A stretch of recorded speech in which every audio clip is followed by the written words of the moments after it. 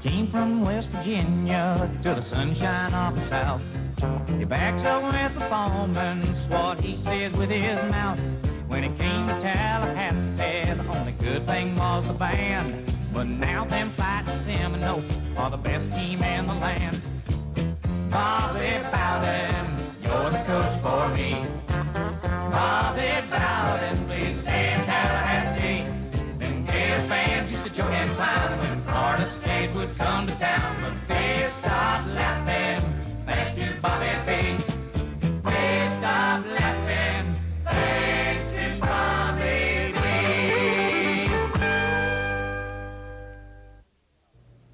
Hello, I'm Tim Brando.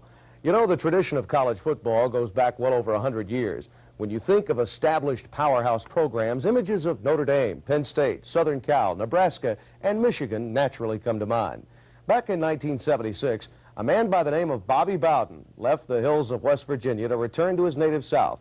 He went down to Tallahassee, where at Florida State University he took over the head coaching job at a program that had indeed fallen upon hard times, winning a grand total of 4 games the preceding 3 years. Little did anyone realize at the time that the Seminoles were on the verge of national prominence, that Bobby Bowden indeed was building a tradition.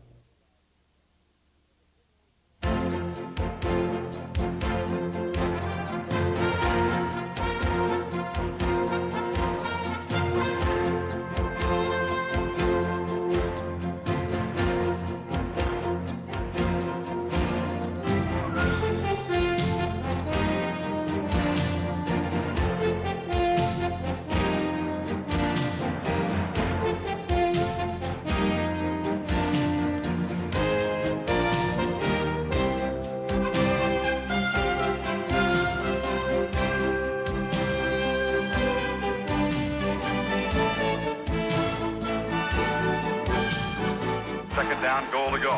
When the quarterback has Franklin. And Roger Craig, he's going to roll toward his right side. Borowski's going to trap him. He loses the football. The Seminoles are going to fall on it. Florida State's come up with it.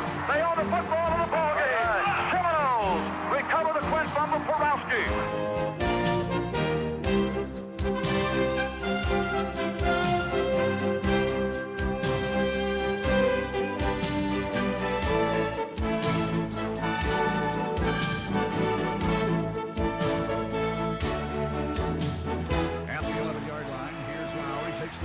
Sweep to Cedric Jones, going right. No, he's going to throw. He throws it back to Lowry. Lowry makes the catch at the 5. He's hit, spins, touchdown, FSU.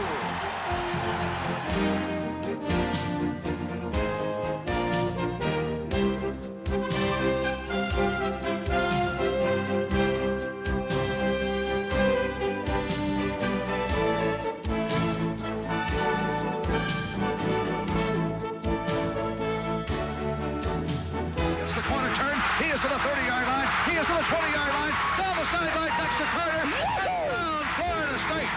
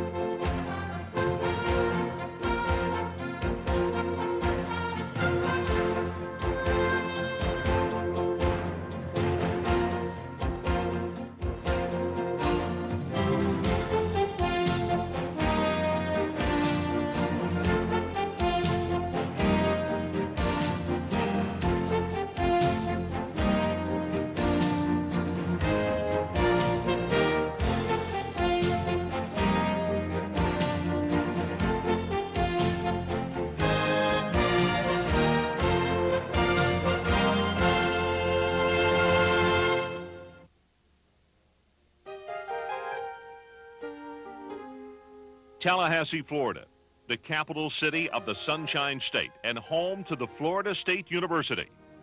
An all-women's school for nearly 100 years, it would not be until 1947 that Florida State would admit men.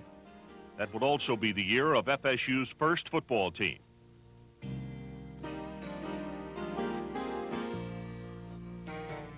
In just a brief time, by traditional standards, Seminole football is known from coast to coast and around the world.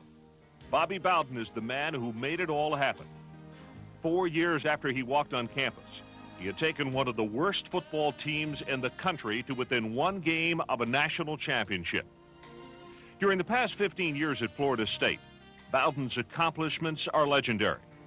He is FSU's all-time winningest coach, the winningest active bowl coach, 12 bowl appearances in 15 years, 1980 National Coach of the Year, number 2 in most wins by an active coach, and the list goes on and on.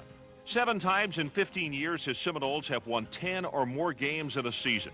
Never before had an FSU team done that. And 10 of his Florida State teams have finished the season ranked among the top 20, 5 times in the top 5. For all intents and purposes, Bobby Bowden is Florida State University. Bobby Bowden in our football program has been very instrumental in the growth and development of Florida State, not only as a good place to be an athlete, but also as a good academic school. It all began in 1976, a program that was not used to winning, but was about to learn how. Former athletic director John Bridgers played a major role in bringing Bobby Bowden to Florida State. I was coaching at Swanee, and he was playing at Howard College, and he was quarterback. And that's the first time I've seen him. And then I'd come down there to Florida State for a coaching clinic. In fact, Vince Lombardi was on the clinic too, and he and I were on the clinic together. And I had a chance to visit with Bobby, and he was the assistant coach at Florida State at that time. And then he went on to West Virginia.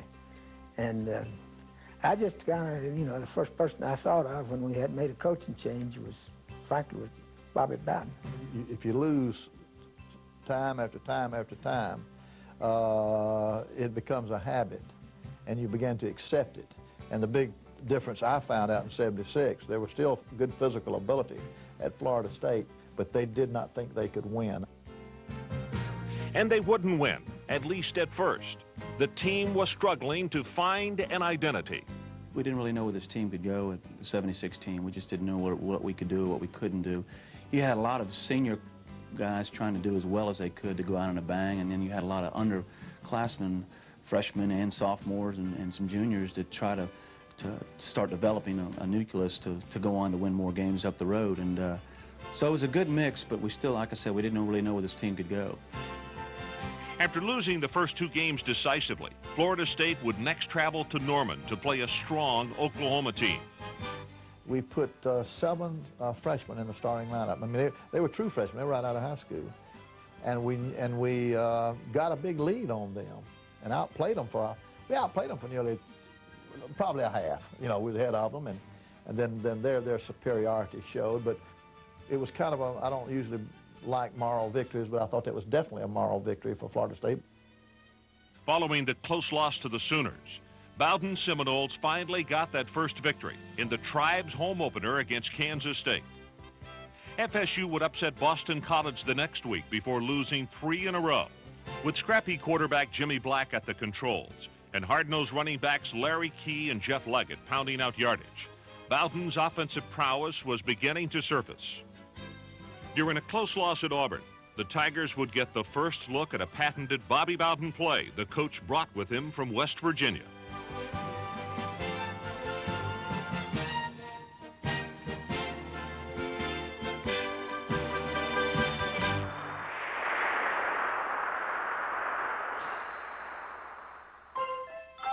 On a November 13 trip to Denton, Texas, the Seminoles would discover more than a tough North Texas State team waiting for them. That would probably be my favorite game of all time. The setting was. Most of my kids had never seen snow. I probably had 80% of them never even seen snow. The others had probably seen it, and that's about all. But anyway, we wake up the next morning, and there's 5 inches of snow on the ground. 5 inches of snow.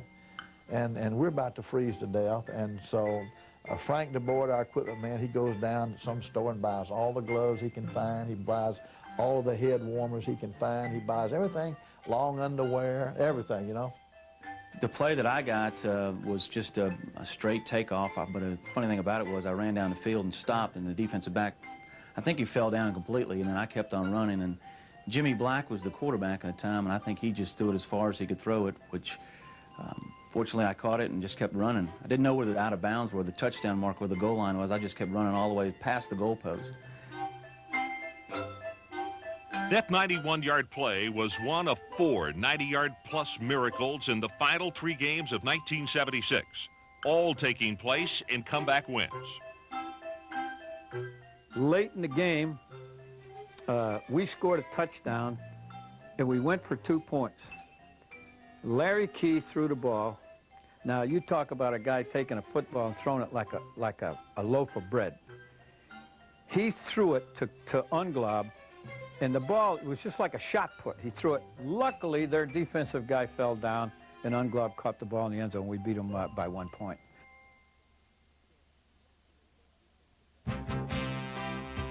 I've never had that happen before in my 37 years of coaching. Never. I mean, out of 37 years, how many years do you think I've had where we had a touchdown over 90 yards? Not many. I mean, I can't hardly remember any of that. And it was just amazing. More amazing was the perception that in just 1 year under Bobby Bowden, the Florida State program was on the road to recovery. When Coach Bowden came in, he established a firm hand of discipline, a direction with which we could identify. He established a format that we were going to recruit with and from. And in other words, I think we had a direction there. And so we finished the season 5-6. But the thing is, we'd finished on a 3-game winning streak. And I think the attitude had turned around. Hey, we can win at Florida State. We won our last 3 ball games. We got some momentum going into the next year. And the attitude transplant had taken.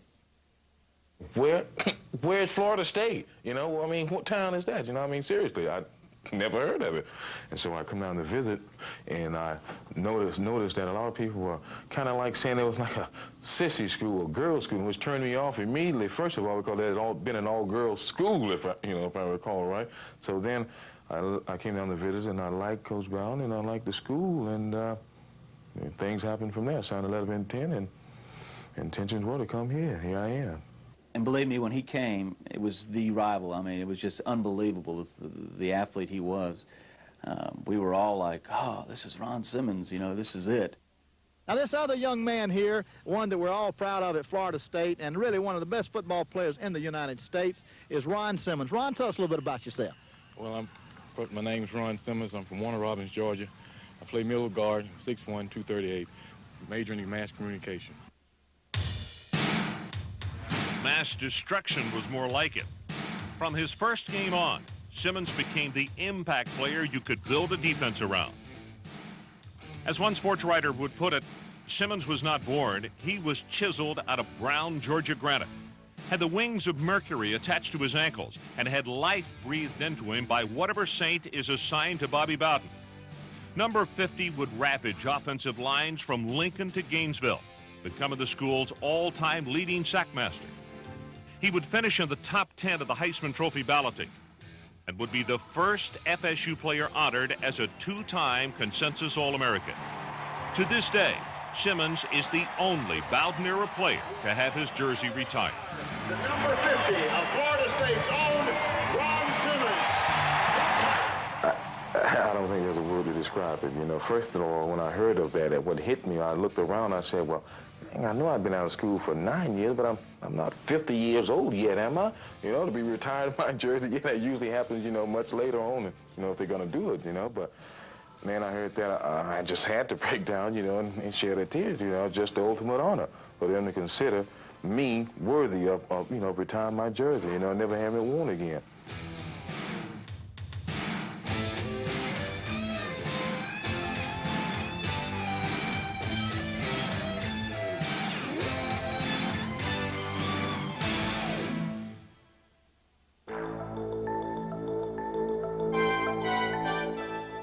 With Simmons leading the charge in 1977, Florida State would win its first season opener in 5 years, drubbing Southern Mississippi 35-6. On October the 1st, with the Seminoles trailing 10-0 in the first quarter at Oklahoma State, Another sophomore quarterback who had complained about a lack of playing time was about to get his chance. When we were not moving the ball against Oklahoma State in the first quarter and a half and we're behind, we put Wally in the game, and Wally took us in for a touchdown. We were down pretty far. We came back and won the ball game. So after that, the issue became, well, who are you going to start at quarterback, Jimmy or Wally? Well, what would happen was Wally would go, and then he'd get cold in a game. We'd put Jimmy in, and Jimmy would be hot and win the game. Then Jimmy would go wild, and he'd get cold and come back with Wally. And we did that for 3 years, and they won a lot of ball games together. Christened Wally Jim Jordan by Sports Illustrated, the composite quarterbacking tandem shared more than a position. Incredibly, Jordan and Woodham played at the same Leon High School in Tallahassee under Gene Cox. Woodham took a redshirt year at FSU, while Jordan played sparingly as a freshman in '76. So here they were, both as sophomore quarterbacks, again on the same team.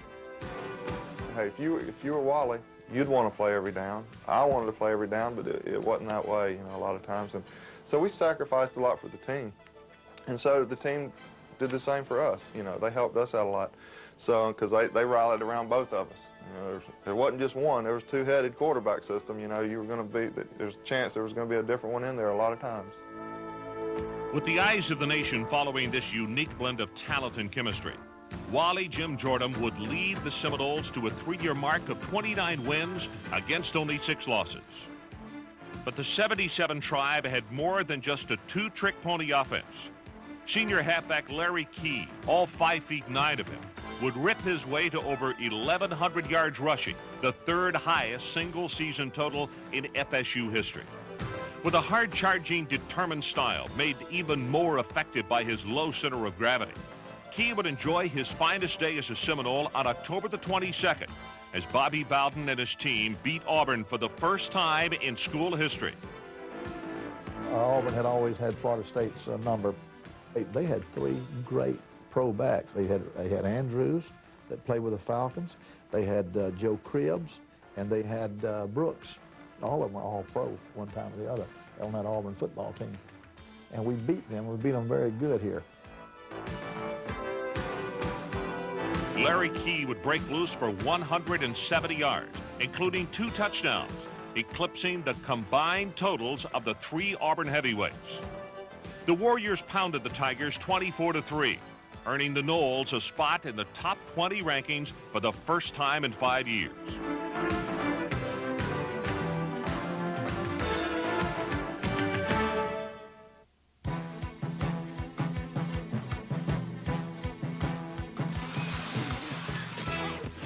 The defense, anchored by Simmons, was formidable. If Simmons couldn't get to the quarterback, chances were good that big bad Willie Jones would. Senior linebackers Jimmy Higgins and Aaron Carter were both free to seek and destroy. Both would finish 1977 with over 150 tackles.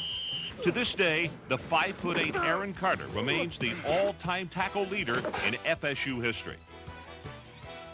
At home against 16th-ranked North Texas State, Ron Simmons would earn Sports Illustrated's Defensive Player of the Week honors as he penetrated the mean green line to register 5 sacks and 10 solo tackles in the 35-14 Florida State rout. Every time we came into a ball game, you know, we were just about almost underdogs, and particularly those first 2 years. And the first one, I know in particular, we were considered to be the underdogs. So we always were proving things, you know, always constantly having to prove people to people who were worthy of being a major college team, beating major college, you know, caliber type people.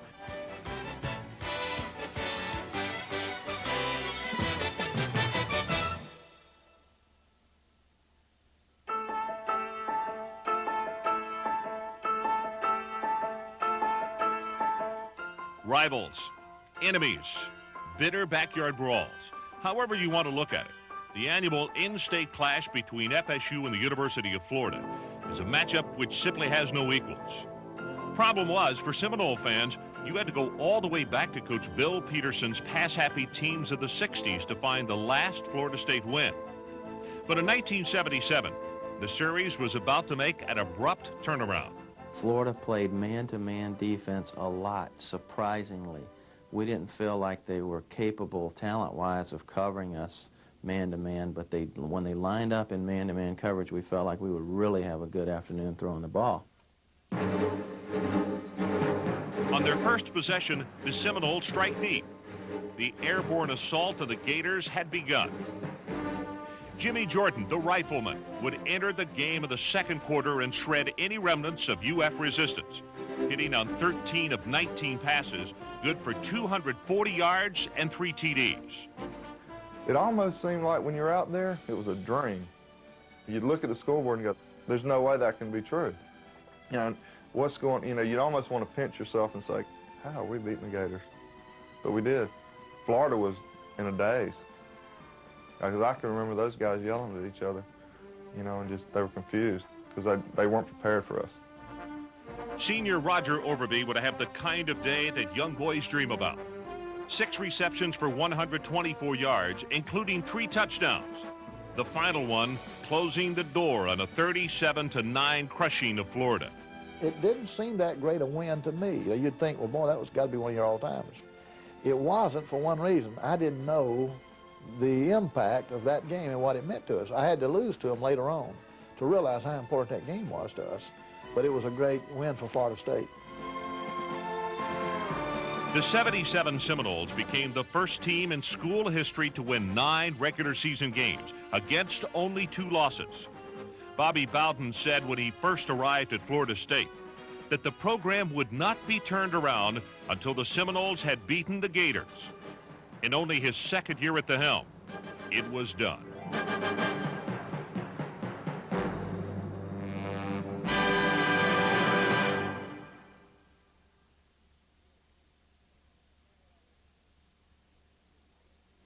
I'll tell you what I want for Christmas. I want you, if you're a Seminole fan, to buy a ticket to the Tangerine Bowl and come down and watch us play.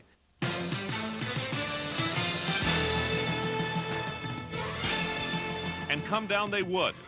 Tens of thousands of fans from all over Florida would pack the T-Bowl in Orlando to watch the Seminoles play their first bowl game in 6 years. The Red Raiders would hear the keys jangling for Larry far too often as the second all-time leading FSU rusher would finish off his career in grand fashion. The first quarter, 93-yard kickoff return provided the spark, and the Tribe raced off to a 16-3 halftime ball.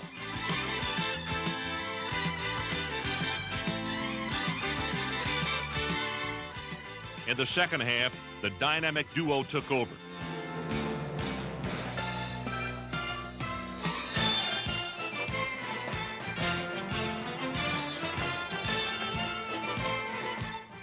Florida State rips Texas Tech 40-17, and with the win become the first major college team of the state to win 10 games.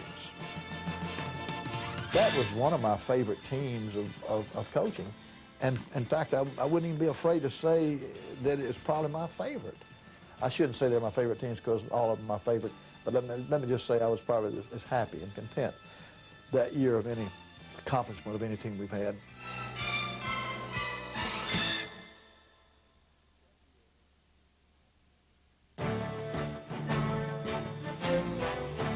There would be plenty of underclassmen making some big contributions for the Seminoles in 1978. Sophomore Reggie Herring would begin his 3-year reign of terror at inside linebacker. Freshman punter Ron Start would average 40 yards a boot. Another sophomore, Sam Platt, began his multifaceted career as a wide receiver. And a pair of sophomores, Keith Jones and Monk Bonasort, would start tightening down the screws on opponents' passing game. You get the idea. The 1978 Florida State football team was young and loaded.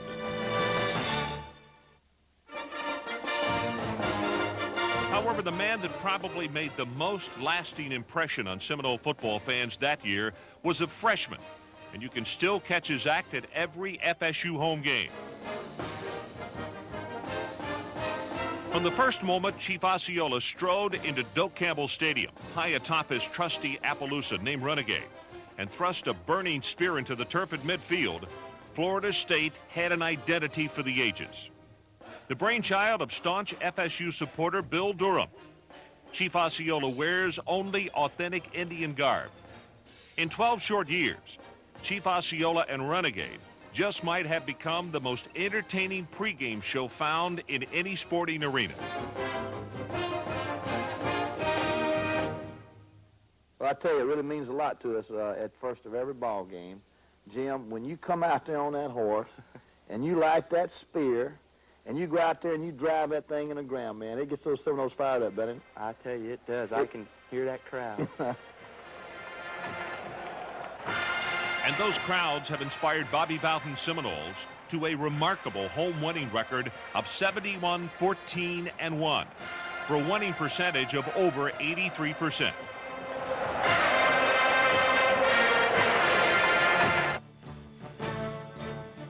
Perhaps the biggest challenge facing the 78 Tribe was a road trip to Pittsburgh to face the powerhouse Pitt Panthers. In an epic defensive struggle, the Seminoles virtually shut down the vaunted Pitt offensive machine. So we go up there and play Pitt, and they beat us 7-3. But that ball game, our defense came of age. It was defense that had 8 sophomores starting on it. I remember that. They came of age that day, and then we went undefeated now for about the next 17 regular season games. Lost to Bowden in between there, but they really put it together after that. The Seminoles would storm through the remainder of the 1978 schedule. A national television audience would witness FSU crush a top 20 Navy team by a score of 38-6. The game marked the first and only time the Tribe has ever squared off against a Service Academy team.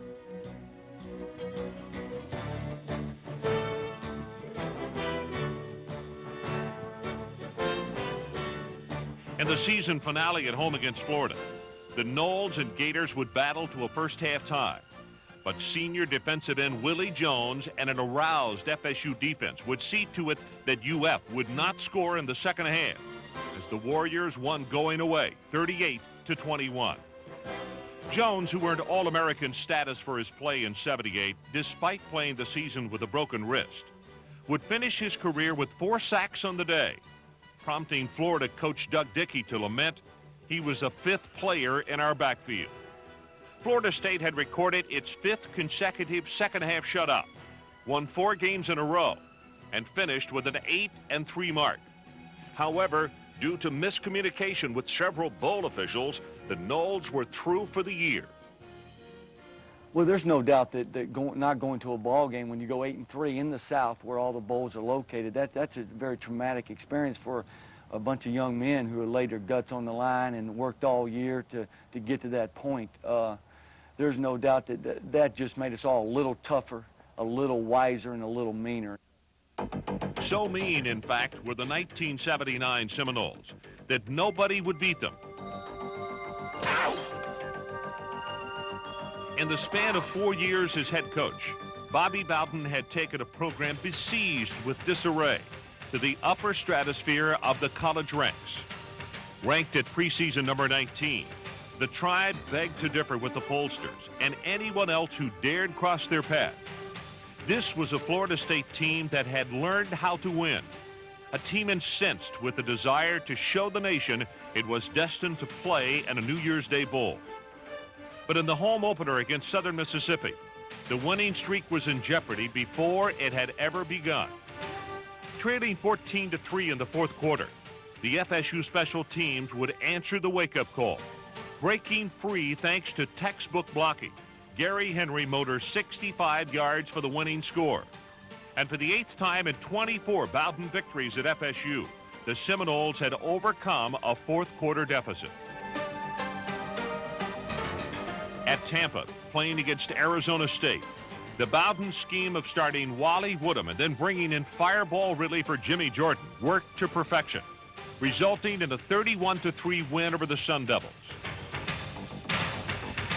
On September the 22nd, Florida State's oldest rival came to town with a new head coach. When I was at Miami, I said often that I looked at the Florida State program as a blueprint as how to build our Miami program, and that's a true statement, and we lived with it. We were no measure for them that year. The Seminoles would force 5 Miami turnovers en route to a 40-23 victory. The win marked the first time FSU has taken the Canes in Tallahassee.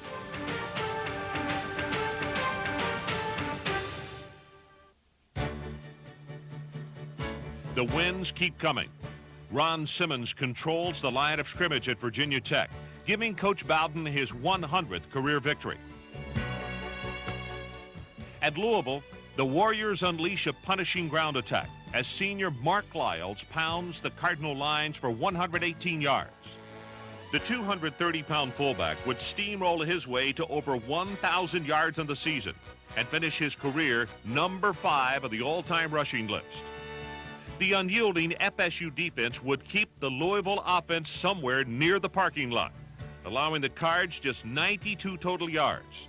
And the Tribe special teams had the UL punter just a little bit shook up. There's no doubt that as the year went on in '79, we all seemed to get a little bit stronger and get a little bit closer. As you look at the defense back then, we were like 9 guys that had been playing together for 3 years, and we knew each other. It was like a total one unit together, and guys that really believed in each other and played extremely hard.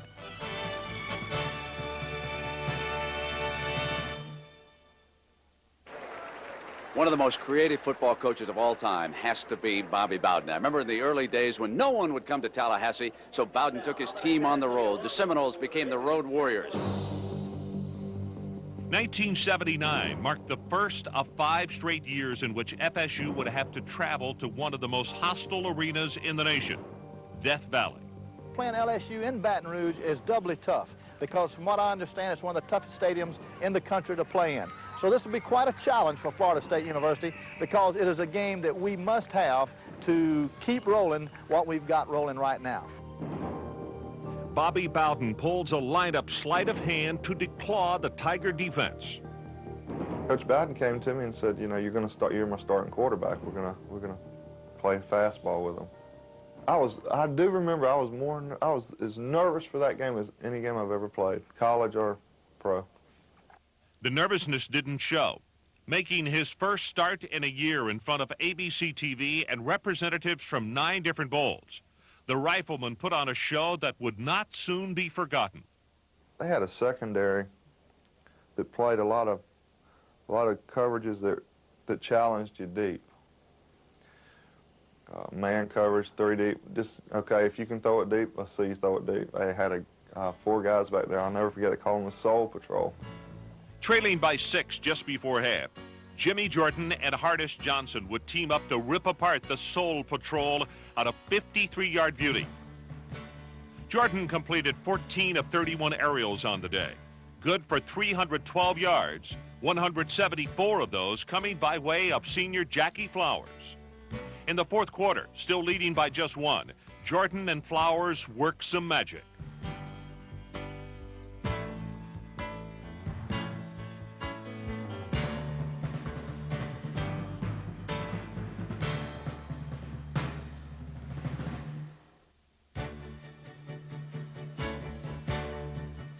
Up to number 6 in the AP poll, Florida State found itself trailing Cincinnati 21-7 in the 4th quarter.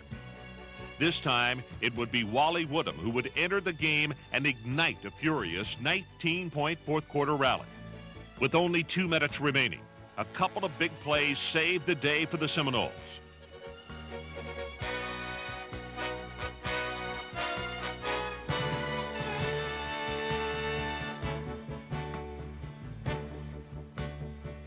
Mike Whiting's 8-yard burst completes the comeback and keeps the unbeaten streak alive.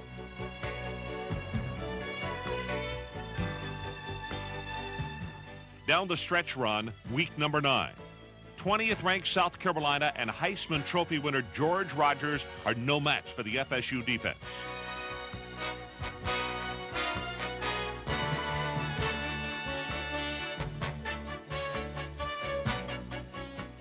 Week 10, 1 hour prior to kickoff against Memphis State, Florida State accepts a bid to the Orange Bowl, and the Tigers must bear the brunt of a 66-17 Seminole celebration.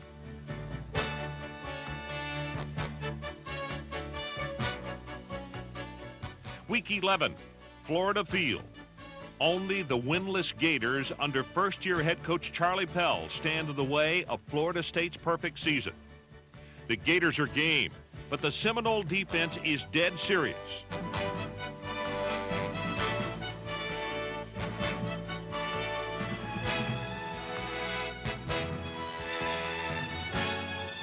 Jimmy Jordan goes to work. Moving toward our right, Gators. Here's the fake by Jordan, goes into the end zone. He's got out his jump and touchdown. Mark Lyles wraps up his senior year in style, trampling the Gators for a career-high 151 yards rushing. The FSU Dream season is in the record book. In just 4 years, Bobby Bowden had taken a ragtag bunch of Seminoles in dire need of disciplined leadership to the very pinnacle of gridiron greatness, an undefeated season. The only team in the 44-year history of Florida State football to finish a season 11-0. I've always said, and I was brought up in the way Coach Bowden taught and me and the other guys there, if you work hard enough at something, it might not happen right then, but something good is bound to happen. And hey, this is a result of that.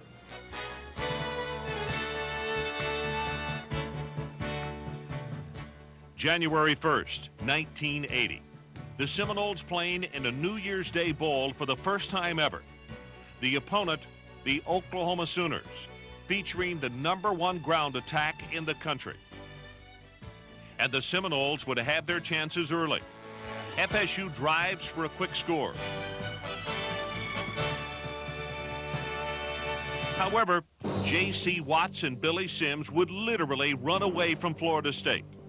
I don't say we got overwhelmed, but we got our fannies whipped. But it hurt. It hurt our pride a little bit. But we were too strong and had too much character and too much class to think that was the end of the world, because we knew we were coming back for another year.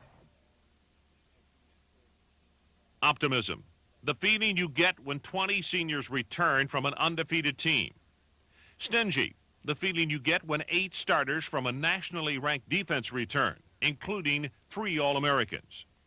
Wary, the feeling you get when your new starting quarterback has seen about as much action as the Maytag repairman. Cautious, the feeling you get when your team is about to take on the most difficult schedule in school history. Not too pleased about their preseason number 13 ranking.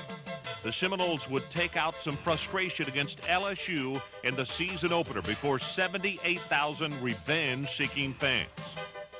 Behind the likes of lineman Ken Lanier and John Madden, the 1980 Seminoles thrust forward with a balanced offensive attack, even run dominated at times. But the defense, oh, the defense.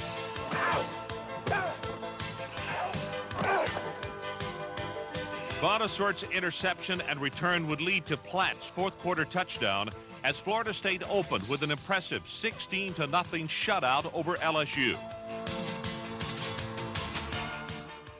After destroying East Carolina, the Noles get some excellent reviews. And there they are, the Seminoles. Burt Reynolds is applauding 63-7 over East Carolina. At the NFL today, I decided to rank them #1, and that's how it began. And then Bobby has treated me to some of the most creative games I have ever seen. But Bobby, I still wish you'd have gone for the tie against Miami. Kick the extra point, you might have won a national championship. The Seminoles may very well have lost a national championship in Miami on September the 27th, but not without the Canes benefiting from a call that would have Bowden rubbing his eyes in disbelief. There was one call in that Miami game that really hurt us, and they changed the rule the next year. I wish they'd had it changed there. Back in those days, if you had a pass interference call, the other team got the ball where it occurred. And they had a 3rd down and 18 in that game, and Jim Kelly dropped back and threw a pass into the end zone. And they called interference on us, and it was very questionable. And that gave them the ball on the 1, and that was the only touchdown they got all day. Behind 10-3, under a minute left in the game. With the skill of a master craftsman, Rick Stockstill guides the Seminoles to within 1. The great competitor and the great student of the game that Bobby is, he recognized that he had to go for 2 to have a chance to win it all. He went with a very solid, outstanding play. His receiver was open. His center and guard didn't do the job on Jim Burt. A great example of how close and how tough the games always were. The loss snapped an 18-game regular season win streak for the Seminoles.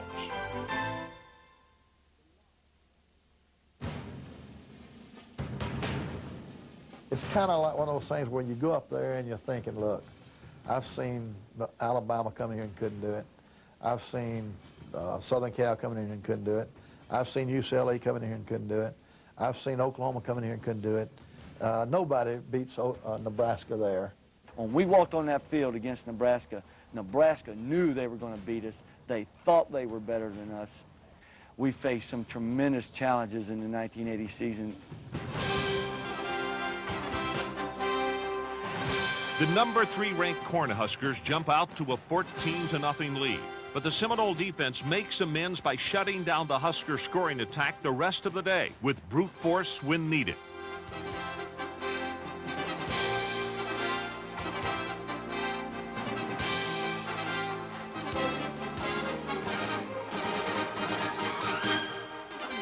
Senior linebackers Reggie Herring and Paul Purowski would earn immortal status.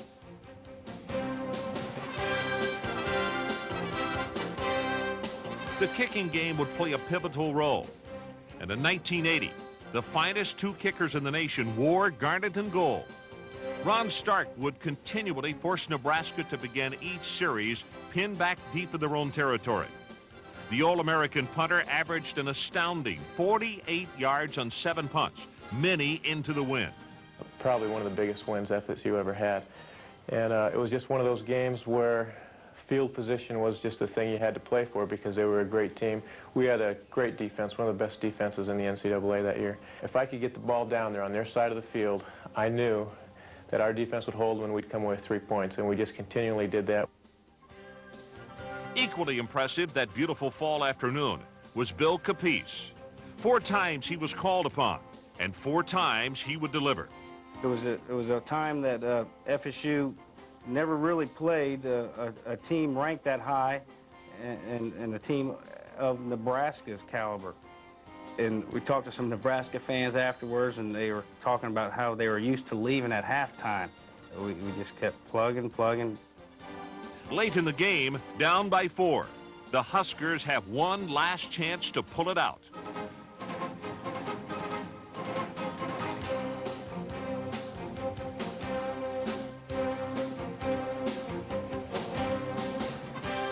You just know that they're going to come up with a play. They're going to get that eye back in motion and toss it to him. He's going to run to the outside and then outrun our secondary and our linebackers and score the winning touchdown. You just know that's going to happen. And everybody in that stadium knows it's going to happen too. And up comes Gary Futch and Paul Purowski and the play that Seminoles will talk about forever.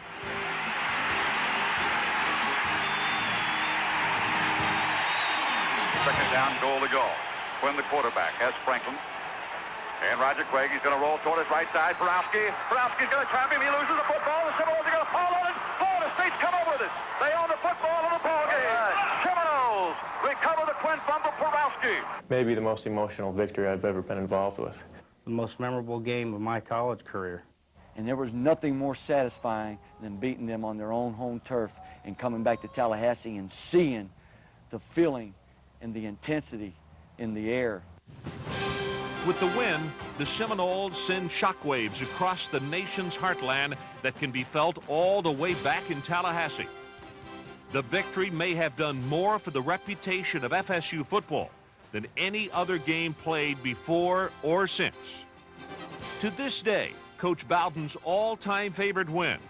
No, I don't believe I've ever had a win that I had a stronger feeling of at the end of the game, of thankfulness for a bunch of players and a bunch of assistant coaches and a bunch of fans that followed us up there than I did the 1980 Nebraska game.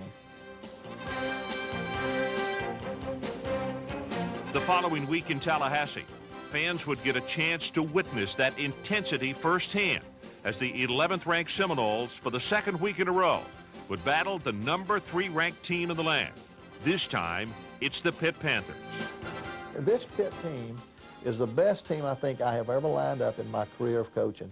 It had 17 boys that went to the pros. Dan Marino, Hugh Green, I don't know how many first round, I'm not sure how many first rounders came on. That's really the best college football team I've ever lined up against. Employing a brilliant offensive strategy designed to confuse Pitt, the Seminoles moved down the field with unbelievable ease against the top-rated defense in the nation. And the nation's #2 defense isn't about to let a 23-7 lead fall by the wayside. The kicking game is again spectacular, with stark booming punts, and Bill Capice setting a school record with 5 field goals. We both, what some people call, we put on a kicking clinic. We just, it seemed like both of us just could do no wrong in those 2 particular games. So we were in the groove, and just every time we went out, we just did what we were supposed to do. You know, when you size up a great competition and having to prepare yourself knowing it's going to be just so tough, they really were. They were just great victories. For Pittsburgh, this would be their only loss of the season. Another #3 falls at the hands and feet of Bobby Bowden's fired up Seminole.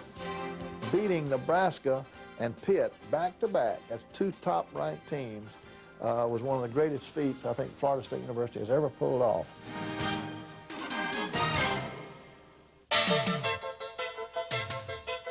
The Seminoles were more than happy to show off the #1 scoring defense in the country in the big season finale with the Gators, riding the crest of a relentless defense that prided itself on playing as a team.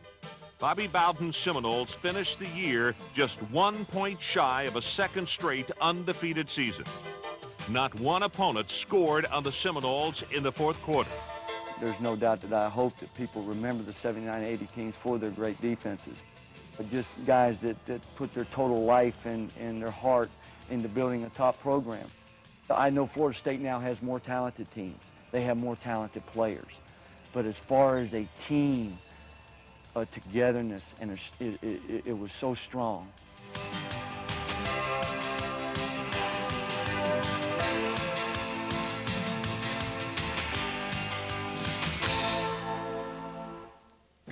Okay, now, men, the thing I'm going to ask you to do tonight, just do the best you can. You ain't got to score a touchdown. You ain't got to block a kick. I wish you would. Give 100%. That's all you do. We go out of this field, you go out there like a national champion. And you have a smile on your face. And you be happy. And just be loose. Go out there and just do the darn best you can do.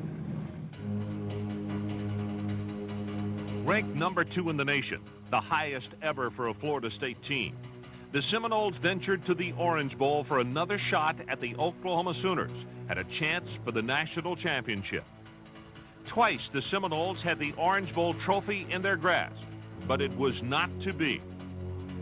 Our kids fought hard. I really felt like should have won, but we lost a close game. We were not very successful, but that's the last bowl game we've lost. Always one with a keen interest in military history, Bobby Bowden learned how to quickly reverse the FSU Bowl misfortunes following the battlefield losses in Miami. Amazingly, to this day, his Florida State teams have yet to drop another bowl game. That's 9 straight postseason appearances without a loss. Such a brilliant run has catapulted Coach Bowden to the top of the list of bowl-winning coaches. Whether it be with a freshman quarterback leading the team, a game-saving special teams play, New Year's Day, underdog, favorite, sugar, peach, tangerine, citrus, gator, or All-American, Bowden's blockbuster bowl teams always seem to find a way. You have to have a few breaks because a couple of those bowl games we could have lost as easily as we won it, but something happened, a big play here that enabled us to win the ball game, and but we've been very fortunate in that regard.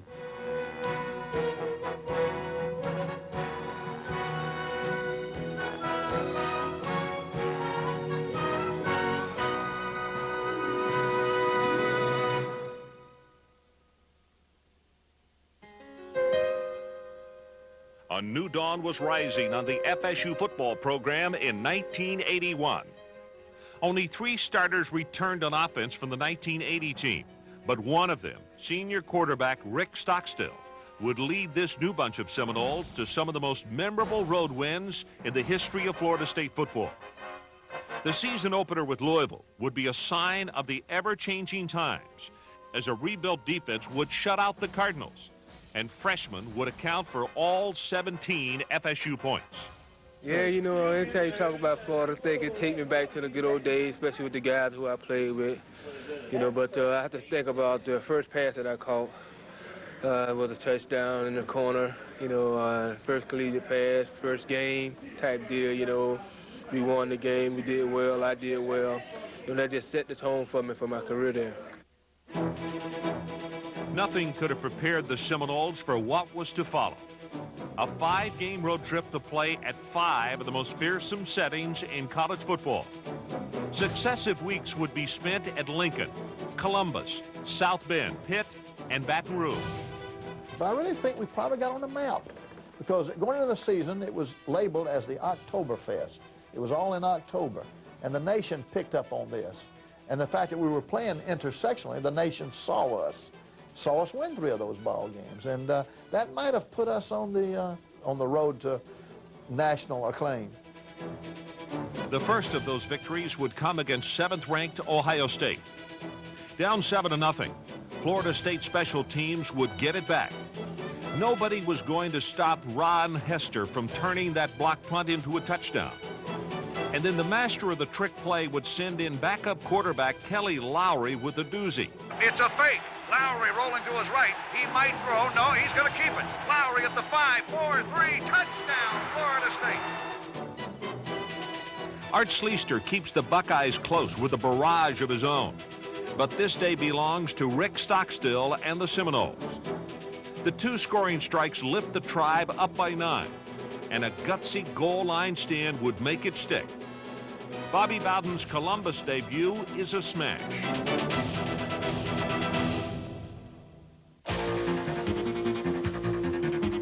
Bobby Bowden would pull out all the stops to earn what even some of the greatest coaches have only dreamt about, a victory at South Bend. They're the #1 traditional school in the nation in regard to football, started back in Newt Rockney. And to take a Florida State team in and have your Florida State team win, that'll be something we'll never forget. The emotion-pumped Florida State defense would nullify any Fighting Irish attempts at a passing game. 2 Stockstill to Whiting touchdown passes lead Florida State to victory over the Irish in the only game ever played between the 2 schools. Florida State shocks the college football world for the 2nd week in a row.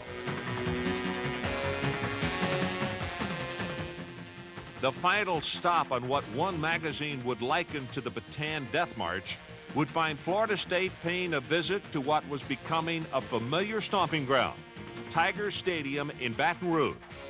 In his first start, Greg Allen would blaze his way to 202 yards rushing on the night, becoming the first Seminole in history to crack the double-century mark. The Seminoles whip LSU and complete their fiendish road swing.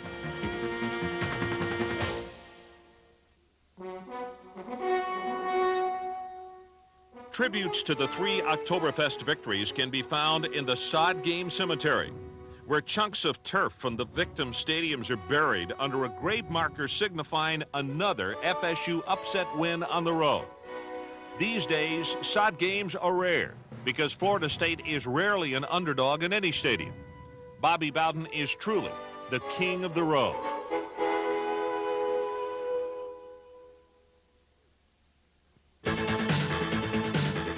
The weary Seminoles finally returned home to face Western Carolina. However, one 18-year-old was not weary at all, Greg Allen. Simply put, number 26 would have the finest game ever for a freshman running back, anytime, anywhere. 322 yards rushing, 417 all-purpose yards. A mesmerizing, captivating performance. One that the Catamounts and the rest of the country will always remember. Well, I was a little more relaxed. I was home, had a home crowd behind me. I thought, hey, I did it at LSU. why not do it at home for the home people and just turn them loose a little bit more. Greg Allen turned them loose for 4 years at Florida State. His name is still at the top of the all-time rushing list at FSU, with over 3,700 yards piled up over his career. Allen scored so many rushing touchdowns during his days at tailback that the number 2 name on the list is 20 behind.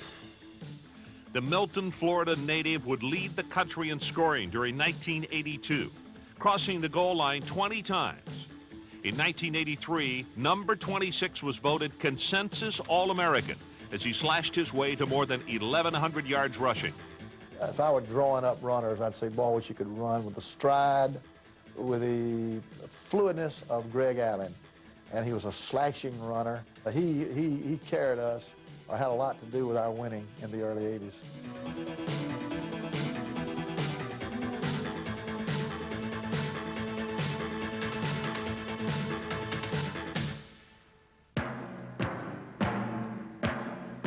In 1982, for the 3rd year in a row, Bowden Seminoles would again be challenged with the most difficult schedule in the country.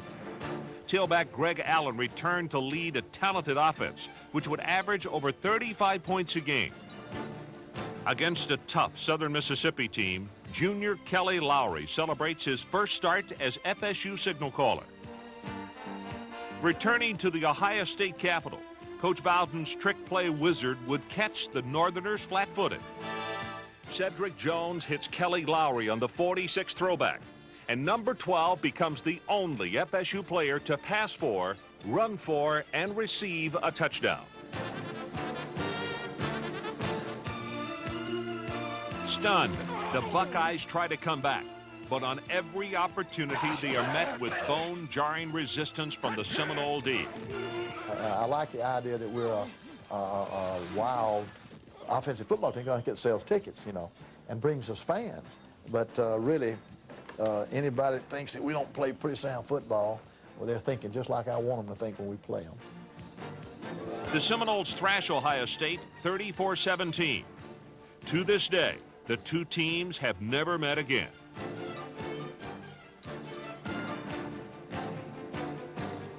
Playing down in Miami, and they say you can't beat Miami in Miami, and you know, I was just a young kid and impressionable, and that to go down there and win, you know, that really let me know what big time college football was all about. The Seminoles' defensive fury would take the Hurricanes by storm.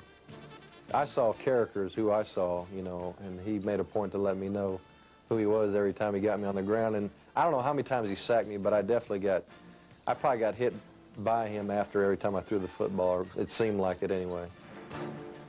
Linebackers Tommy Young and Ken Rowe play like twin wrecking balls, smashing UM at every juncture.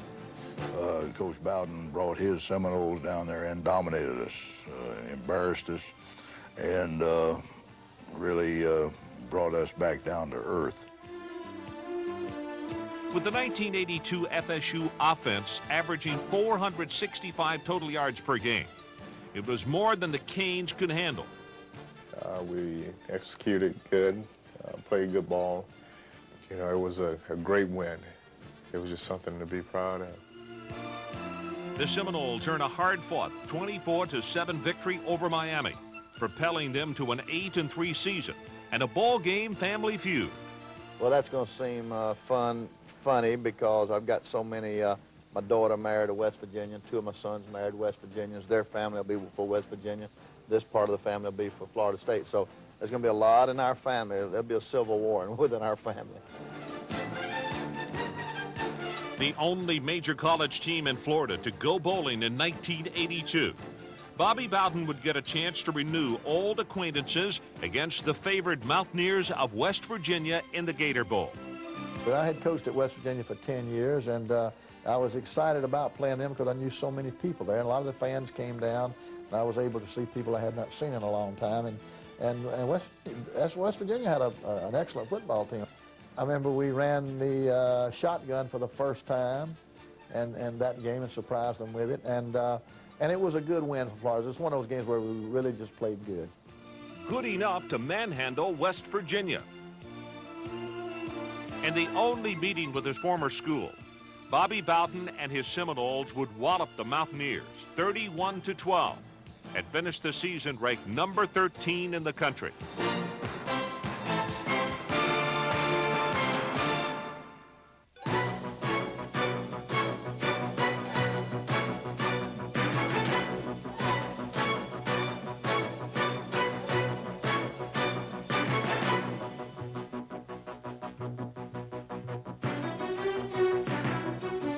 How many times have you seen a team begin a season with an onside kick? Florida State did in 1983. A bizarre start to what would turn out to be a very strange season. I think we took East Carolina a little light. It's basically what it is in 1983. It was a high-scoring game. Offense was clicking. Defense had a little problem of, holding East Carolina. And ECU had a big problem holding Greg Allen. The Tribe has to make good on a late scoring drive to subdue the Pirates in a wild 47-46 opening win.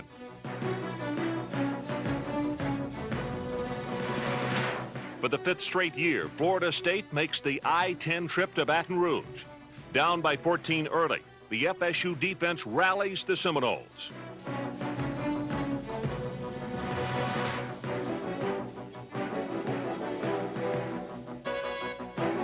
Kelly Lowry then rips apart the Bayou Bengals.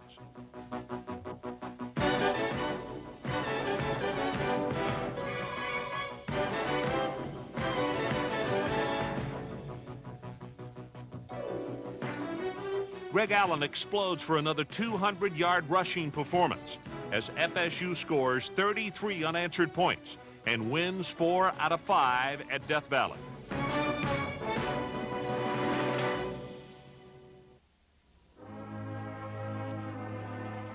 Homecoming 1983, a time for returning to the alma mater, seeing old friends, and watching your team set new fashion trends. What was that?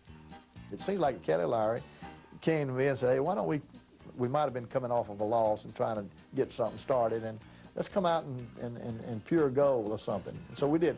We wore pure gold, and I think we won the ball game, and I don't think we ever did that again. Well, the defense certainly liked the new look, even if no one else did. We looked like we were going to Halloween. They looked like they just had a bowl of bean soup spilled all over them. So they look like the diaper you change on your baby. I really don't remember that, to be honest with you. So what did ever become of those gold uniforms? I don't know. Probably taken out to some big pasture and burned, if you want to know the truth. I really don't remember that. No, I don't know. They're probably, Callaway probably got them hid back down in the boxes somewhere. That's right. You haven't seen the last of these gold jerseys yet. Fair warning.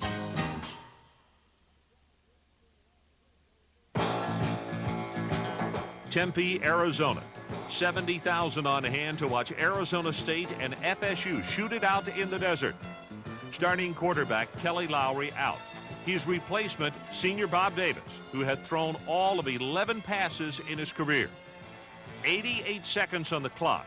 Seminoles trail 26-22. 82 long yards from victory. The thing I remember about that ball game is we went all the way down for a score using 2 plays. And Bob just took us right down the field, right down the field, right down the field. That has always been called the drive. Scant seconds remaining. There are only 15 seconds left. Davis from the shotgun. He drops back. There's a blitzing linebacker in his face. He throws toward the end zone. Touchdown, Jesse Hester. Florida State has taken the lead.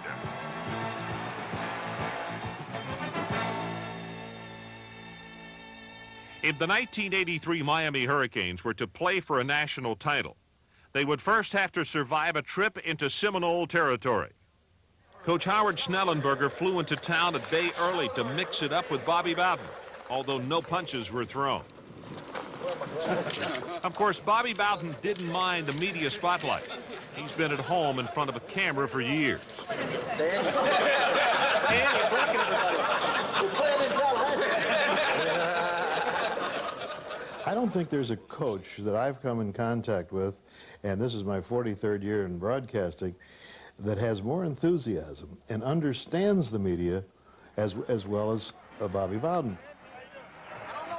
Humble and winning. Well, good luck to you, my man. Okay, y'all got a great we did it. Well, y'all did. Y'all got a great game. Gracious in defeat. Well, give him 21 points now, kick it. Let's take 21 points out of there. Then he only got 50, right? I mean, we're doing better than you think. Now the ball snapped. Bowden and television were meant for each other. This guy here is sitting like this. You know, very original. And Bobby Bowden knows how to captivate an audience. We win 40 games this year, I can pass Schembeckler. Only experience, that we do not have. But it'll come. We just have to be patient. You have to be patient. I'm going to be. I got a lifetime job. It's going to be a new experience for us, being number one. Now, Oklahoma's used to it. Nebraska is used to it. Alabama's used to it. We want to get used to it. You know what we got coming up now? We got Miami. They won today. They're going to come in here about 4th in the nation, or 5th. They're going to come here 4th or 5th in the nation. Well, let's pray.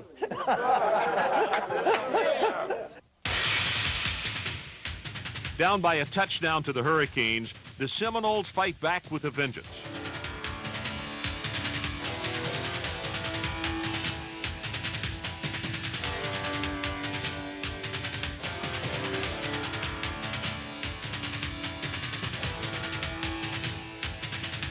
Bernie Kosar feels the fury. But UM gets back into it. On the last play of the game, Miami takes another one-point heartbreaker from the Seminoles.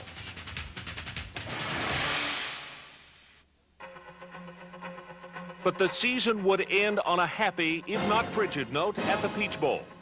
Eric Thomas gets his first start at quarterback and fires 2 first-quarter strikes to Ouija Thompson.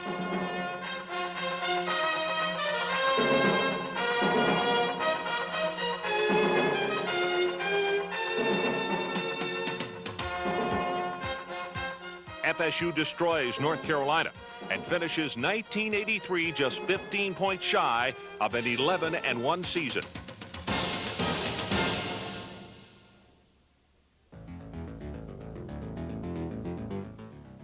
Ever since Bobby Bowden arrived at Florida State, outstanding special teams have played a crucial role on each and every one of his teams. Special teams designed to emphasize strengths or shore up deficiencies. Some of the years where our material was not as strong maybe as we felt like our stronger opponents. We had some good players, but maybe didn't have as many, and we were outmanned. We did utilize the kicking game a little bit more, blocking punts, but in the early days we were a pure block team, and we sure blocked our share. Well, the 1984 Florida State Seminoles were throwing a little party, a block party, and everyone was invited.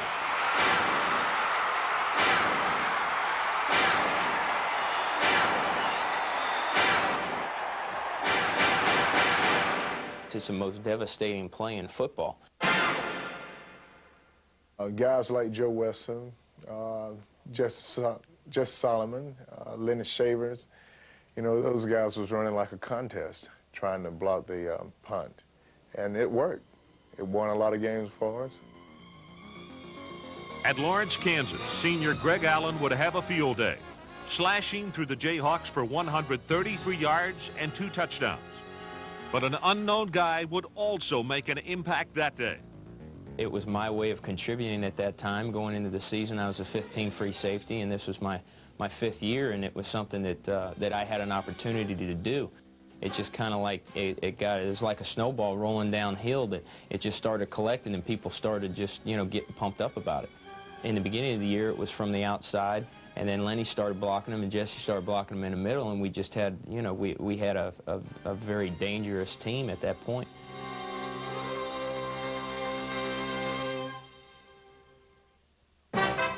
Tempe, Arizona, the Wild West.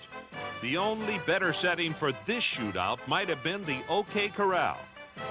That was a big players type of football game because every down something happened. You had a lot of points scored. You had a lot of yardage scored. You had two great offenses going against each other.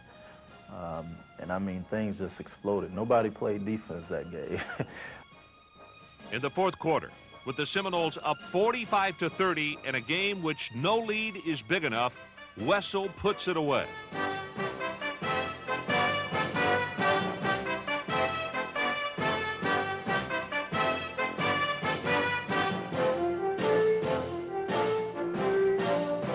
The 96 points scored by the two schools represents the highest scoring game the Noles have ever been in.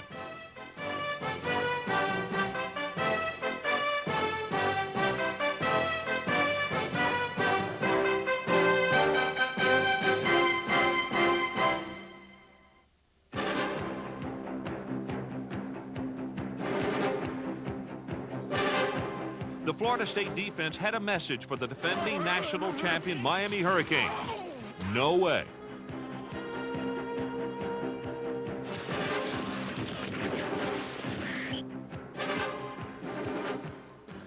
Our kids played really well against them. I believe we sacked them 6, 7 times, something like that. It was a big win to beat them in the Orange Bowl that big, but I guess back then we used to beat them down there and they used to beat us up here. And the Florida State offense had a message for the Miami defense. Hot stuff coming through.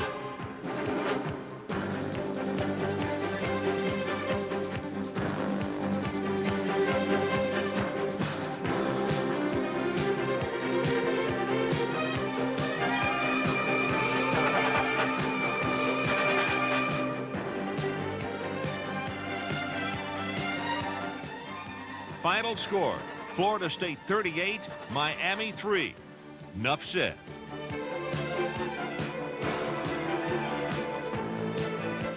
The Citrus Bowl, Orlando. For the first time in 20 years, the Seminoles get to scrap with the Junkyard Dogs of Georgia. Legends about to collide. That was an excellent bowl game. I always wanted to play Georgia because we're their neighbors. There would be nothing Mickey Mouse about the hitting in this one.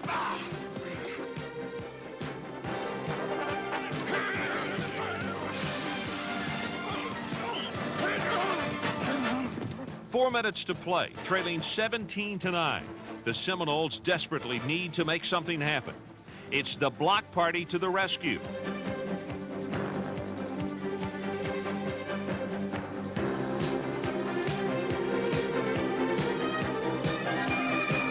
Still down by 2. Bobby Bowden calls for an old favorite.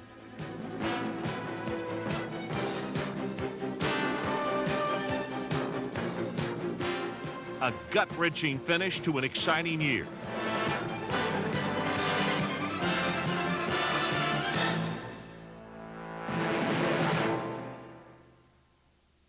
Those block party boys won't soon be forgotten. At the start of 1985, the Seminoles appeared set with sophomore Danny McManus, the #1 signal caller. After a season-opening win at Tulane, the tribe headed to Nebraska, where temperatures were more befitting Venus. I remember going out and warming up on the AstroTurf and burning my hands, and I couldn't believe it. Behind the leadership of McManus, the Florida State offense torches Nebraska in the first half. McManus spins around, wants to run the option, fires, catch, Donovan, touchdown, Florida State. Defense. If they don't score, we win. And we do want to win, right? Are we going to let them beat us? Let's get out there and get on. Can you hold up strong in the fourth quarter? We're in the briar patch. This is our kind of weather. The FSU defense turns up the heat. The Seminoles shut out the Big Red in the second half and upset the Huskers 17-13.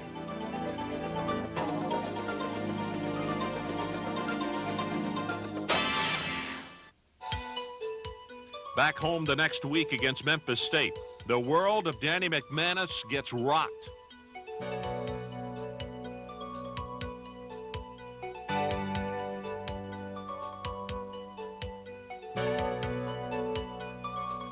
2 weeks later in Auburn, the Seminoles find out McManus hasn't recovered from the huge hit. Said, "You all right?" He said, "Well, I'm all right." He said, "I'm just a little dizzy. I got hit out there." We can't afford to lose a game. I know it. I what know do you think? He's blown formation. He blew one formation, then he fumbled a snap. Other than that, everything's all right. Let's give one more series. Well, you keep your eye on him. I mean, it's important here we don't play a small game. Right. Dan, you think you're okay, huh, buddy? I think so. It's very important now if you're not, to be honest with me here. I will. I'll let you know. Yeah, he was out of it. He really was. He was calling plays. He was calling pass formations with running plays. He was really out of it. I mean, he couldn't do it. Players want to play, you know. They're motivated, but we kept him out the rest of the year. He just couldn't play.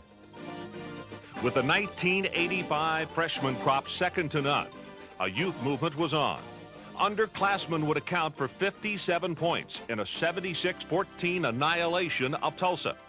The 76 points represents the highest offensive output in FSU history. With an 8-3 record, Florida State became the first team to compete in the Gator Bowl on 4 occasions. Freshman Chip Ferguson would capitalize on his postseason start, riddling the Oklahoma State secondary for 338 yards and 2 touchdowns, despite suffering a broken collarbone in the first quarter. Coach Bobby Bowden celebrates his 10th year as Tribe mentor with another great bowl victory over a top-notch opponent.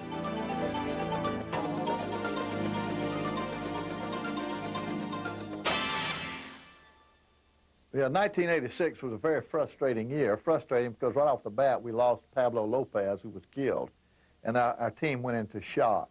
And but it was a year which really kind of set the foundation for the next 4 years, because we had all sophomore and freshmen on that team, at least most of them, and we knew if we could survive that year, we could be pretty good. And that was when Dion and Sammy Smith and Odell Higgins and Peter Tom Willis and all those guys were only sophomores. I think the most frustrating thing that year was the loss to Florida, when Sammy Smith had about a 70-yard touchdown call back that would have won the football game. And we got better at the end of the year. It's kind of one of those deals. At the end of the year, we were pretty good again. Birmingham, Alabama, childhood home of one Bobby Bowden. Setting of boyhood dreams turned into phenomenal gridiron achievements as a little All-American quarterback and later as head coach at Howard College, later renamed Samford. Place where a young lady by the name of Ann captured the man with her charm.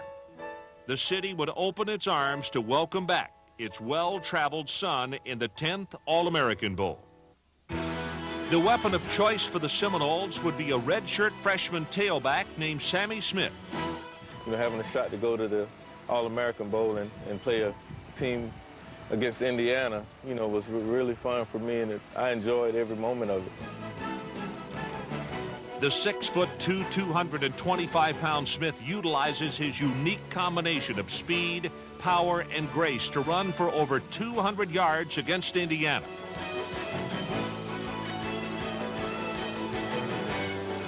And the Seminole defense comes to play as well. Bobby Bowden returns home on a triumphant note as Florida State takes care of its Big Ten opponent, 27-13. You have to give credit to the class of '86. I wasn't here then, but those are the guys who really started Florida State under this winning streak. They had the talent enough to go out and start beating people.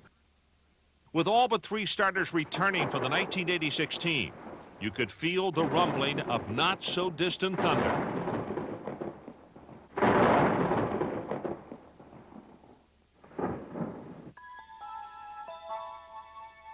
In 1987, Florida State's favorite son was back in town. Of course, Burt Reynolds is no stranger to the place. Returning to dedicate the new football dorm named in his honor, Burt Reynolds will forever bleed garnet and gold. He likes to be around the players. The players love to have him here, and he has made great contributions to this team, not only morally, not only spiritually, but financially has made great contributions, and he's our #1 ally. But Burt Reynolds is a spirit behind his football team. And of all the experiences I've had in my life, and I've been lucky enough to go around the world a few times and meet a few nice people, the best friends that I have are the guys that I play football here at Florida State.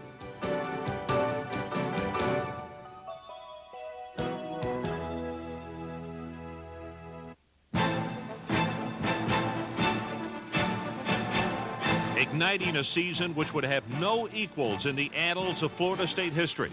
The 1987 team literally destroyed opponents, whether it be a shellacking administered on the friendly grass of Doak Campbell or a thorough humiliation put to them in their own stadiums.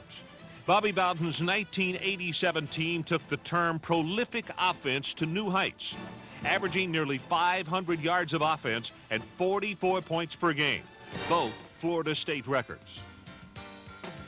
At East Lansing, Michigan, the defense would show that it was just as devastating, limiting the eventual Rose Bowl champs to a paltry 3 points.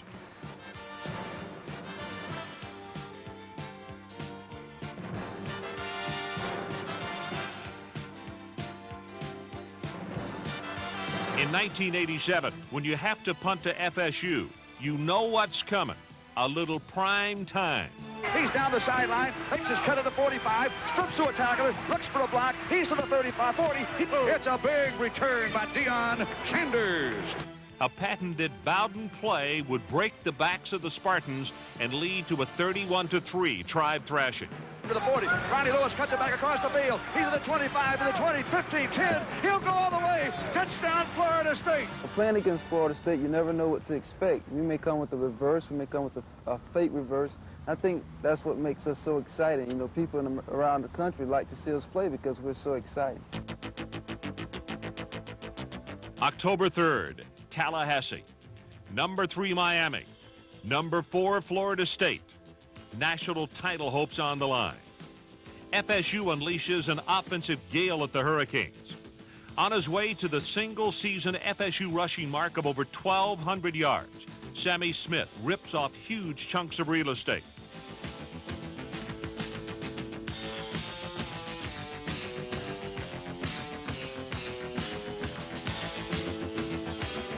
The Tribe defense is nothing short of sensational.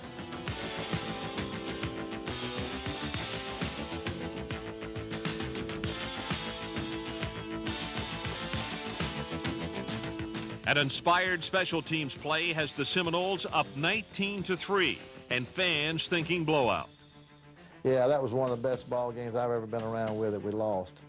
I don't usually like to talk about losses, but our kids played so good that day. Our kids really deserved to win it. Only Miami could come back and win a game like that. They had such great players. Steve Walsh finds a chink in the FSU defensive armor, and the stunned Seminoles are down by 7 with just over 2 minutes to go. We take the football with Danny McManus at quarterback, hitting key passes to Dawsey and other receivers. But I remember he hit Dexter Carter with a key pass down the sideline. And then McManus hits Ronnie Lewis in the end zone for a touchdown. Toward the end zone, and Federico Carter, touchdown! He got it! Touchdown, Ronnie Lewis!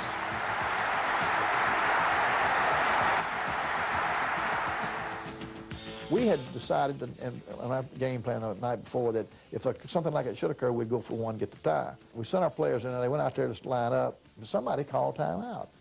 I looked around at my team and also our coaches that were standing by, and they looked very dejected that we were going for one. You know, I didn't think they would be. I thought they'd be elated that we're not going to lose the game, but they really looked kind of dejected. And I said, gee whiz, we're not going to go for a tie. We got to go for the win. These boys want to win, and we call a play that we just felt sure would score, but we executed it terribly. Didn't look like the same play we'd been practicing, and they stopped us and they won the ball game. And so I go in the dressing room, and the boys are sitting there, and they're very dejected. And I tell them, man, it was my fault that we should have gone for one. They said, no, we wanted to go for 2. They were mad because we didn't make it. But that really just shows you what they were made out of. And so at that time, I believe that was the right call. And I wouldn't change it. I mean, we knew in our minds that we ran up and down the field on them, which we did, you know. So I think most of the players were satisfied with that decision at that time. I think that's the first game I've ever cried after. That was a tough loss, you know, especially when you know and everybody else in the country knows that you're a better team than they are. And to not win, and as it ended up at the end of the year, you know, that was the national championship game.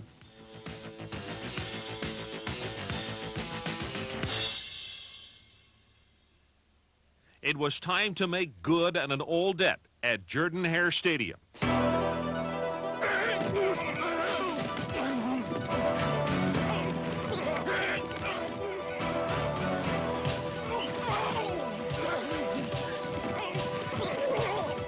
The defense led by Terry Warren, Odell Higgins, and Paul McGowan annihilates the would-be Tiger offense. All through the game, I kept thinking, well, you know, when's it going to stop? You know, when are we going to stop playing so good, you know? Because we couldn't do anything wrong. Neither could the offense, pillaging the SEC champs for 34 points.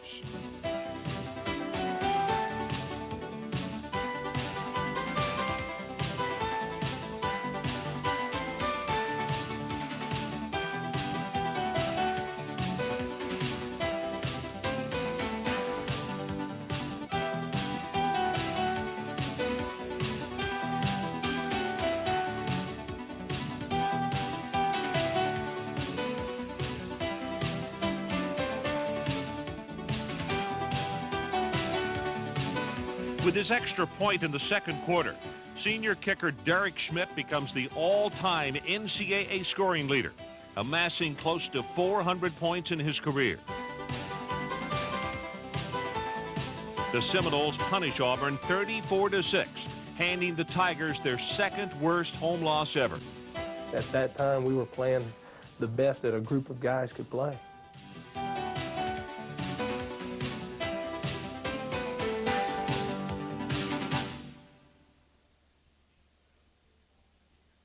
Gainesville, Gator Country. We had just gone over 6 straight losses to Florida, and that gets very frustrating for a coach and for a university. And so 87, we have to play them in Gainesville. We hadn't beaten them down there in years. And we go down there and get behind 14-3 early in the ball game. Looks like we're going to get blasted again, even though we had a better ball club. But our boys came back, and we won the game handily. And that was one of the most satisfying wins, I believe, in my career. FSU pummels Florida, and the Seminole faithful can let out 6 years of frustration.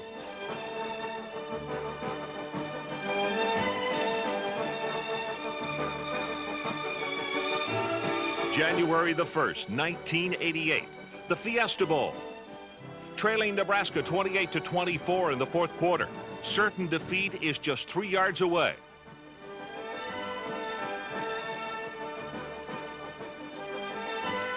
Reborn Danny McManus leads the Seminoles downfield. Faced with a 4th and goal from the 15, McManus connects with Ronald Lewis on a square in, and jubilation struck all who wear the garnet and gold.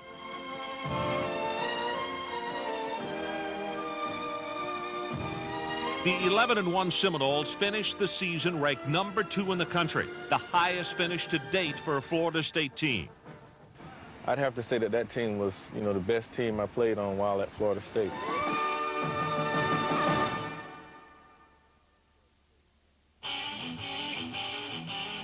For his monumental defensive play in 1987, senior Paul McGowan would be presented the Butkus Award, given annually to the finest linebacker in the land. Captain of a defense that would give up only 12 points a contest, McGowan led the team in tackles with 150, chalking up double-figure totals in every game. You just got to have confidence in yourself and not worry about the negative things people say. You know, they say you're too small, they say you can't play. Just as long as you got the confidence to go out there and do the job, then, you know, that's all that matters.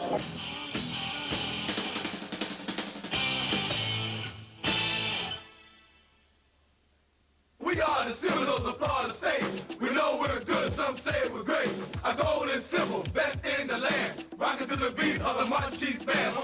There was a first time for everything. And for the first time in 42 years of football at Florida State, the 1988 Seminoles were ranked preseason number 1. That's right, preseason. But it was still a good reason to celebrate, even if there were 11 games yet to be played. I don't think the guys realized what that meant, man. When I saw the polls come out for the first time and to see Florida State number 1, I mean, and just think back 10 years ago, it wouldn't even notice for even being ranked in a poll. And then here it is, a decade later, number 1 in the country. This university was. And I don't think it registered on those guys what that meant, because, man, when we played, that would have been, oh, God, I think that would have just been the ultimate high, you know. You couldn't get over it. Florida State's stay at the top would be a brief one. So much for the bad news. It didn't take the now back-to-earth 10th-ranked Seminoles long to regroup.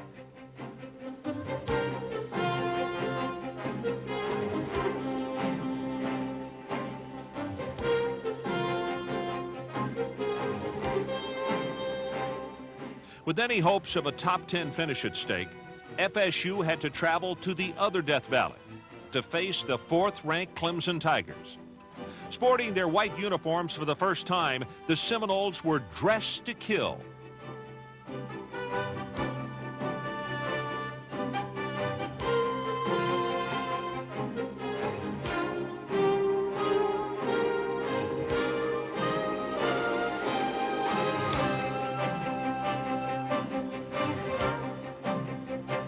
Trailing 14-7 in the third quarter, the nation's leading punt returner in 1988 would silence a packed house. First of all, we definitely had on a return, and the guys from Clemson was harassing me over there on the sideline. And I looked over there and told them, it's going back. It's going back, baby. And once I got it in my head, I really believed I could take it back. And once I hit a little seam, and we had great blocking on the play, and that was it. It's prime time. I got in the end zone and asked them, how you like me now? With the game knotted at 21, under 2 minutes remaining, the Seminoles faced the grim prospect of giving the ball back to a fired-up Clemson. And here's the short handoff, and the little handoff to the up back. Leroy Butler's got a long way to go to the 40. Leroy Butler to the 50. Leroy Butler to the 40, to the 30. Leroy Butler to the 20. Leroy to the 10. Leroy Butler knocked out of bounds at the 4-yard line. What a play by the Seminoles, some razzle-dazzle. I'm hoping that when we run it, we can make a first down and get some momentum. See, never expecting it to go 78 yards. Dane Williams catches the ball, sticks it under old Butler's legs. Butler runs left, and some guys chased him. One guy sees it.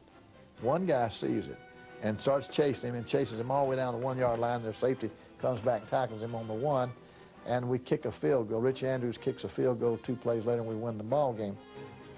The greatest play since My Fair Lady. I said it then, and I say it again. Clemson gets caught, Florida State wins the game, and Bobby Bowden is the Professor Higgins of college football. Brought to FSU by an assistant coach from Arkansas State, the Puntruski made its mark that day on a soggy Carolina field. You know, it's a lot of people that you can say brought it here and things like who originated, but it's up to him to call it. And I really, really respect him for that. If somebody were talking about my career at Florida State, and if they said, did you see the play, I think everybody would refer back to that, because that's got to be the play of the last 15 years here.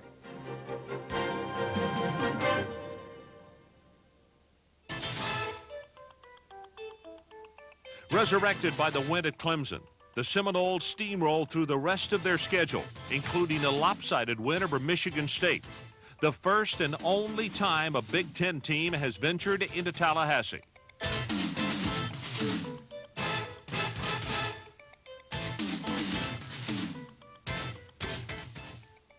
A return trip to the Palmetto State resulted in one of the most amazing Florida State victories ever. Playing a top 20 Gamecock team, Peter Tom Willis would get the starting nod over injured Chip Ferguson. And what a start it was. From the second play on, Willis owned the Gamecocks, completing an unbelievable 17 of 20 passes for 270 yards and 4 touchdowns.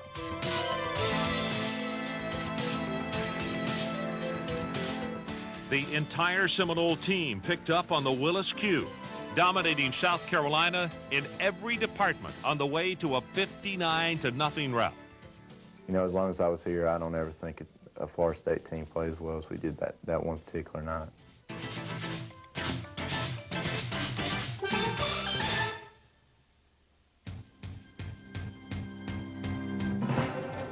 Back up to number 5 in the polls, Florida State was not about to let the Florida Gators sidetrack their plans for New Year's Day glory. The Seminoles put such a severe licking on the Gators that their fans were heading back to Gainesville at halftime. Junior wide receiver Lawrence Dawsey showed the nation why he was Mr. Touchdown in 1988. Out of his 18 receptions on the year, 9 would go for touchdowns. including one against Florida that still has folks buzzing. I just felt like every time I touched the ball, I had a will to score, and I just tried to use all my determination, all the energy I had on that particular play to try to get in the end zone, zigzagging through the defense, because I was just waiting on somebody to jump on my back, and nobody never did jump, so I just kept crawling and crawling, and finally I was able to dive on in from about the 3-yard line. It was just a great feeling that night. The Tribe defense terrorizes Florida all night long, and the resulting 52-17 thumping represents the largest margin of victory ever by a Seminole team over the Gators.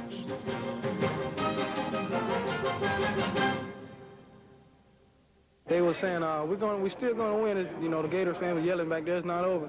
And I say, you're right, it's not over till the Fat Gator sang. And I see them up there singing. Oh, Lord, you know, it's just like Christmas. You know it's coming, but I know you can't wait.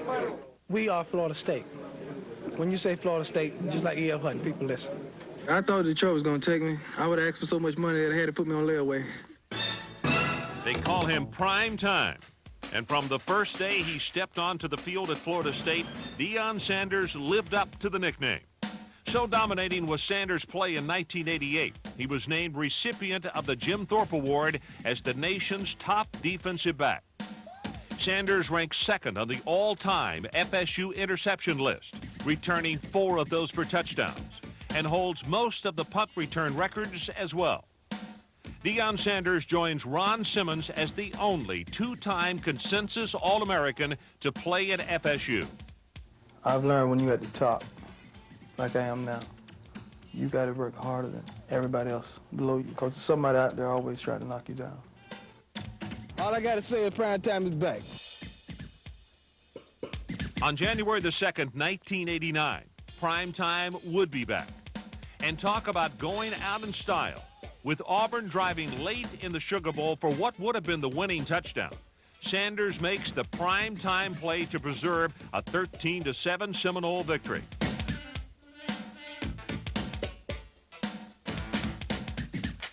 The 1988 Seminoles had overcome what could have been disaster at the start of the season, had fought their way back to a number 3 final ranking.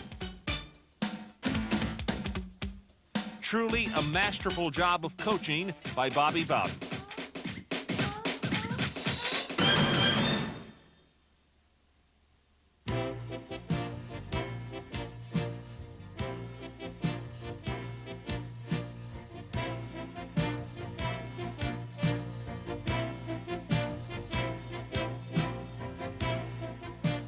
I think if you have any ambitions at all as far as playing professional football, Florida State is a school to go to because of the offense, because we feature the wide receivers, and we have outstanding quarterbacks.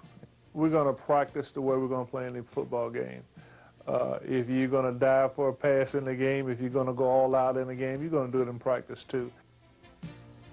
1989 was the final year that perhaps the finest assembly of receivers ever to play at Receiver U would get to showcase their talents. Ronald Lewis, Terry Anthony, Bruce Lesane, and Lawrence Dawsey, the Fab Four. This remarkably gifted quartet would total 120 receptions on the year, good for over 2,000 yards and 18 touchdowns. Throwing all those passes was Peter Tom Willis. The 5th-year senior would launch a one-man assault of the Florida State record book, breaking or tying 14 passing and total offensive records, including single-season passing yardage with more than 3,100 yards. In the home finale against Memphis State, Willis threw for a career-high 487 yards and drilled 6 touchdown passes, virtually all in the first half. You know, I played with probably four of the best receivers that's ever played together in college football, and you know, our offensive line and everybody. It was just, I think I was lucky that I just played on a great team. But it wouldn't start out being a great team. 2 opening losses would drop the Tribe from the top 25 for the first time in 3 years. That was terrible. That was a disaster. But the seniors of that ball club, they really took over and said, well, look, okay, we lost the first 2 games. We're not going to lose anymore. I don't know what it was, just that third game against LSU, we really came together, and you know, we could have lost the game. They were ahead in the fourth quarter, and we came back and scored a couple of touchdowns, and the defense played great football in the second half, and you know, from that point on, we were just a different team.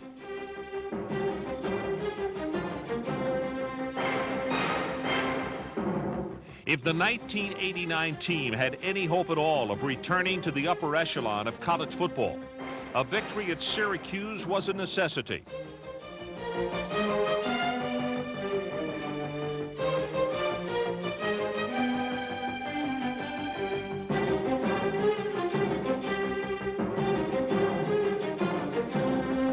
The Orange offensive line was reputed to be the finest in the land, but they had never faced the likes of the Sack Pack. Our boys were quicker. We had 9 sacks that day, and our defense played great.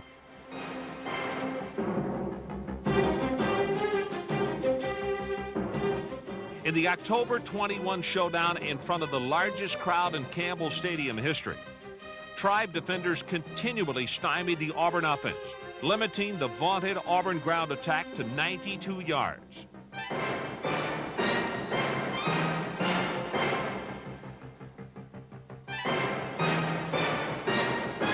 Florida State showed its offensive versatility through a dominating running game. Freshman tailback Amp Lee would zigzag his way to 115 yards on the night, while fullback Edgar Bennett banged his way to a pair of touchdowns.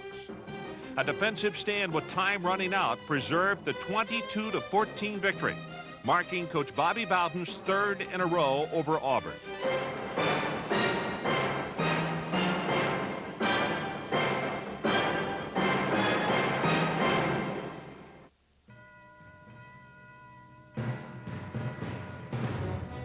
We were ready, we were prepared, we weren't intimidated at all. We were the intimidators, and we came out to dominate. He rolled out to the right. Kirk Carruthers had great pressure on him. You know, he had to get rid of the ball to take a sack. So they tell, you know, quarterbacks, you know, to get rid of the ball and take a sack. So Kirk really got up on his own. He overthrew his receiver, and I intercepted the ball. And once I intercepted the ball, I mean, the crowd went crazy. I went crazy. The guys just like, oh, yeah, we got him, we got him. Then the first play, it's just like the first 2 plays, you know, it just took him out of the game, because the next play, Dexter went for the touchdown. Gets the corner turn. He is to the 30-yard line. He is to the 20-yard line. Down the sideline, Dexter Carter. Down Florida State. First play from scrimmage. A 37-yard touchdown run. Listen to that crowd. Well, they had the best defense in the nation, and especially against the run. They wasn't giving up, but I bet they wasn't giving up 60 yards a game on the ground. We got 250 yards rushing. And our defense, again, played great again. Our defense made 3 goal line stands that night inside the 5, not allowing them. They needed touchdowns and not field goals. Our defense made 3 goal line stands. That was the key to us winning that ball game. That game was head and shoulders above every other game I've ever played in. Every single play, you could just feel the crowd. I mean, it was like you're getting shot by electricity the whole game. Your hairs were standing up on your arm and everything. And it was really something special. I mean, you know, it wasn't the prettiest thing in the world sometimes, but we did what we had to do, and we beat them pretty convincingly. The Miami game was just, that was something else. I mean, they literally had to come get us off the field after that game. We didn't want to leave the field. It just gave us an idea of what Florida State can really accomplish around here. We can do anything if we put our mind to it.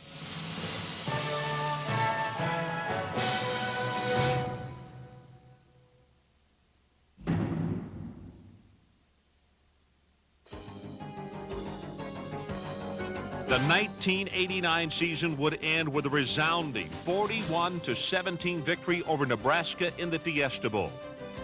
You know, that was a lot of fun. That was like a circus act or something. I mean, I'd just throw the ball up, and those guys would run get it, and, you know, before I knew it, you know, we were crushing them.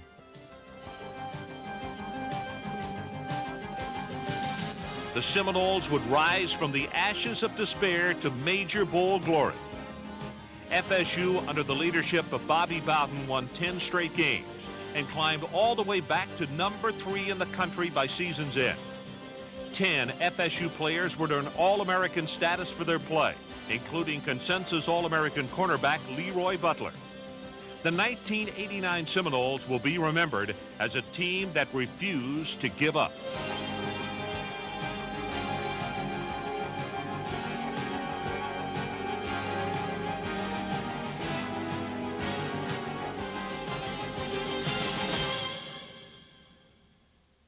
Inexperienced but talented. Inexperienced but talented. We've got good talent here. We've got good talent. I think we've got as good a talent as we have had at Florida State.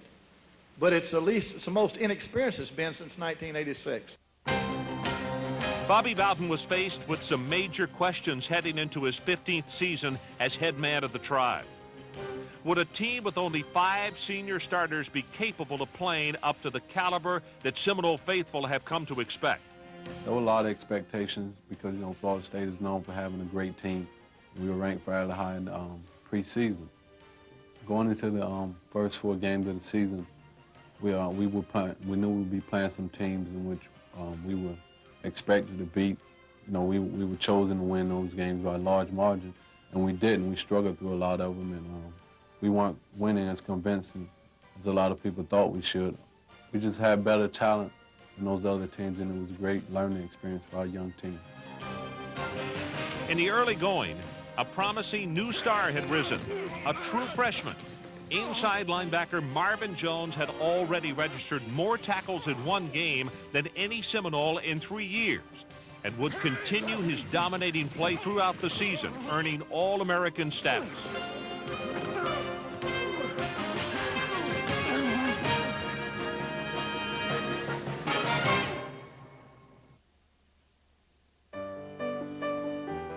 "200 victories, an achievement so rare that you can count the number of coaches who have reached that milestone on 2 hands.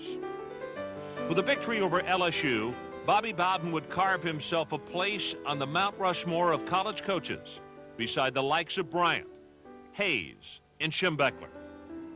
In his 25th year of head coaching excellence, the time had arrived for Bobby Bowden.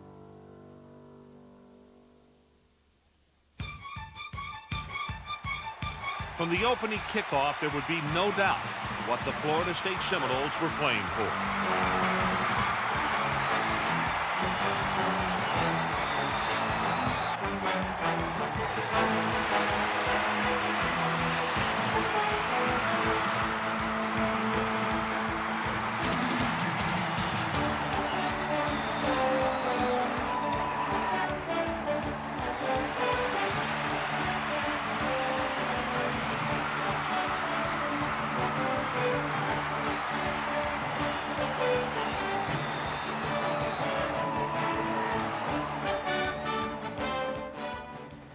Boys went out against LSU, played a great game, and they made it a very happy day for all of us.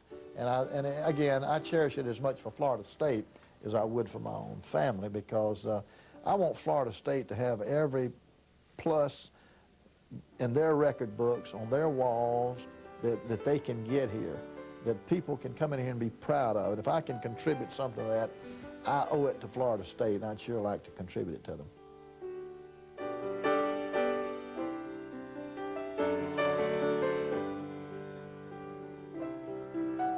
Bobby Bowden, 200 career wins and going strong.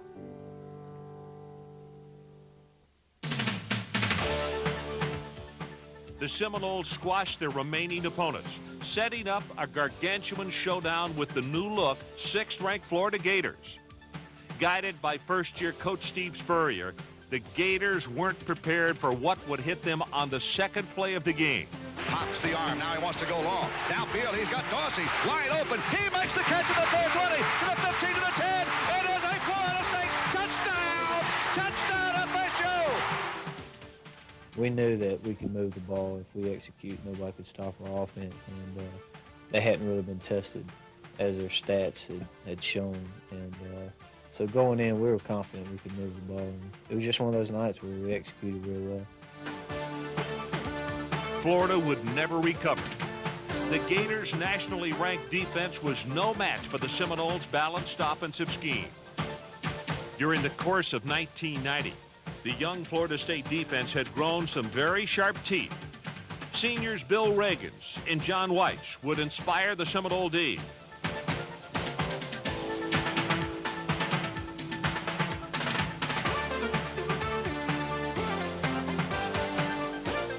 Junior Casey Weldon, enjoying his finest outing as a Seminole, would shred the Gator secondary, hitting on 13 of 23 passes, good for a career-high 325 yards. Amp Lee, capping a sensational 147-yard effort on the night, puts the finishing touches on a 45-30 victory over UF, number 4 in a row over the Gators.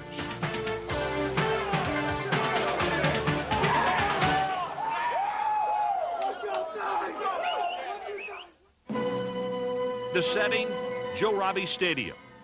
The occasion, the first annual Blockbuster Bowl. Number 6 Florida State meets number 7 Penn State. For only the second time in the tradition-rich history of college football will two coaches with 200 wins exchange hostilities on the gridiron. The Blockbuster Bowl was a godsend, really, you know. I mean, Florida State has established themselves a reputation of being a class football team that has built a program clean. Penn State has had that tradition for years and years and years. Joe Paterno will go down as one of the great all-time coaches, there's no doubt about it. You're talking about two teams that might be as good as anybody in the country. Terrell Buckley astonishes everyone. Our teammates been telling me that they was kind of worried at first how I was going back. You know, they was calling me, you know, what kind of names and what is he doing and everything. But I knew if I could get to the wall, that I'd have a chance to score. The Seminoles and Nittany Lions play like one would expect from two of the finest programs in the land. With the 24-17 victory, Bobby Bowden finally beats an old nemesis. For the 4th year in a row, the Seminoles end the season ranked among the top 4 teams in the country.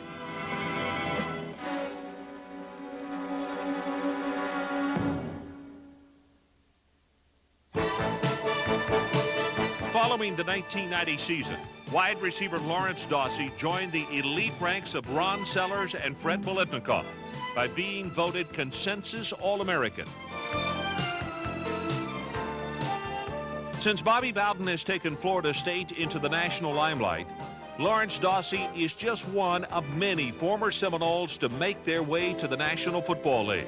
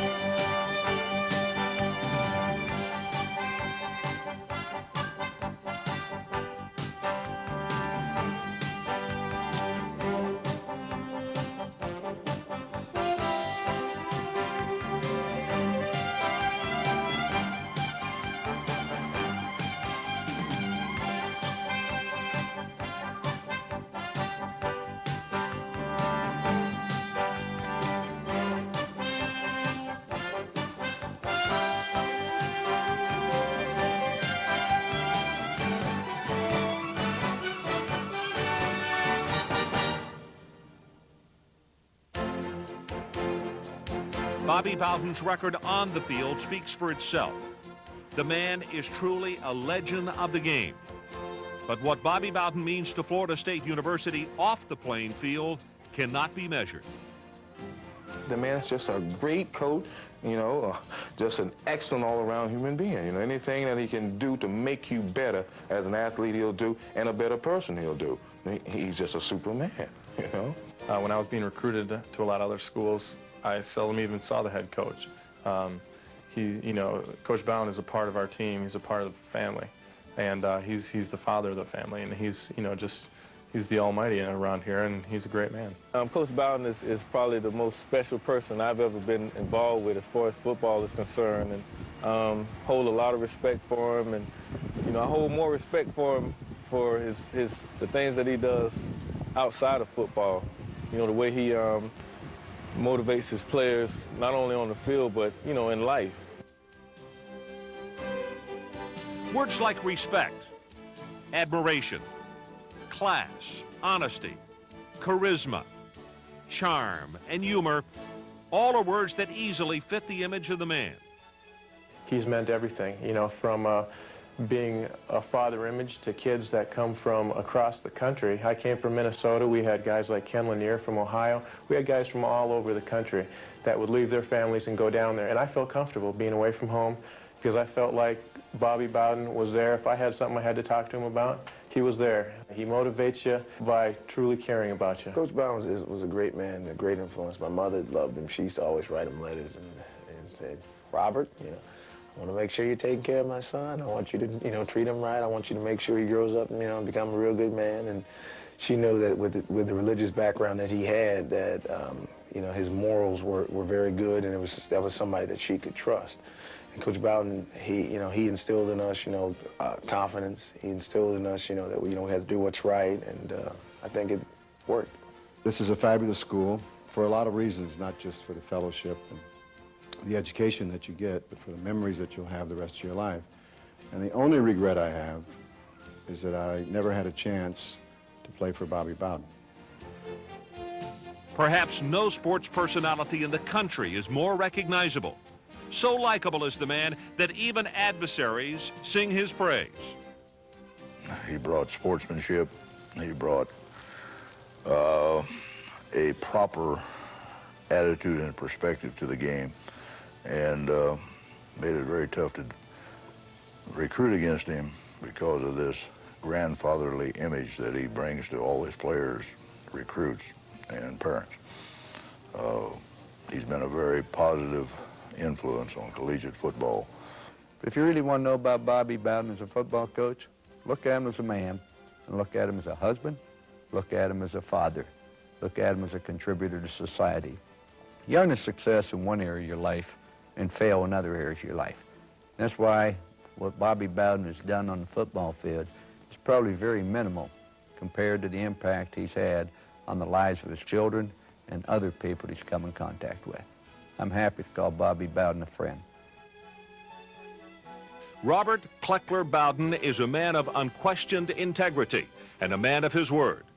His priorities are set: God, family, football. Bobby is an institution. He's the development. He is Mr. Football in Florida, and he's certainly Mr. Football at Florida State. I can't say enough about everything the man's brought to the program, but I can say this: everything that's happened that's been good, it's been because of Bobby Bowden. What Bobby Bowden also is the spirit of Florida State University.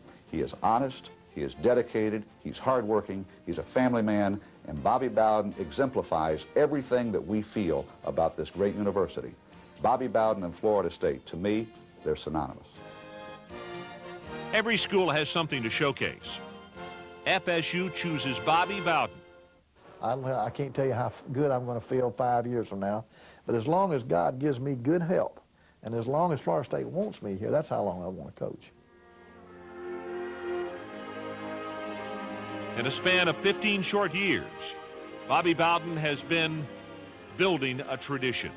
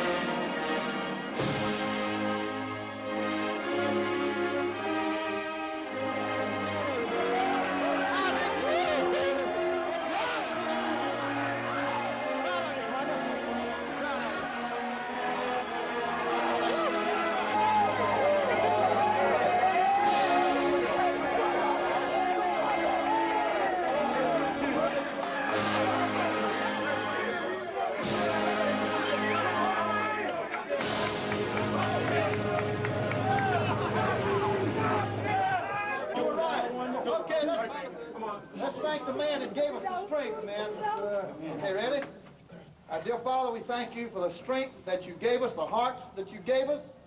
I thank you for these boys, Lord. What great boys they are. Please protect them and keep them safely, healed or injured.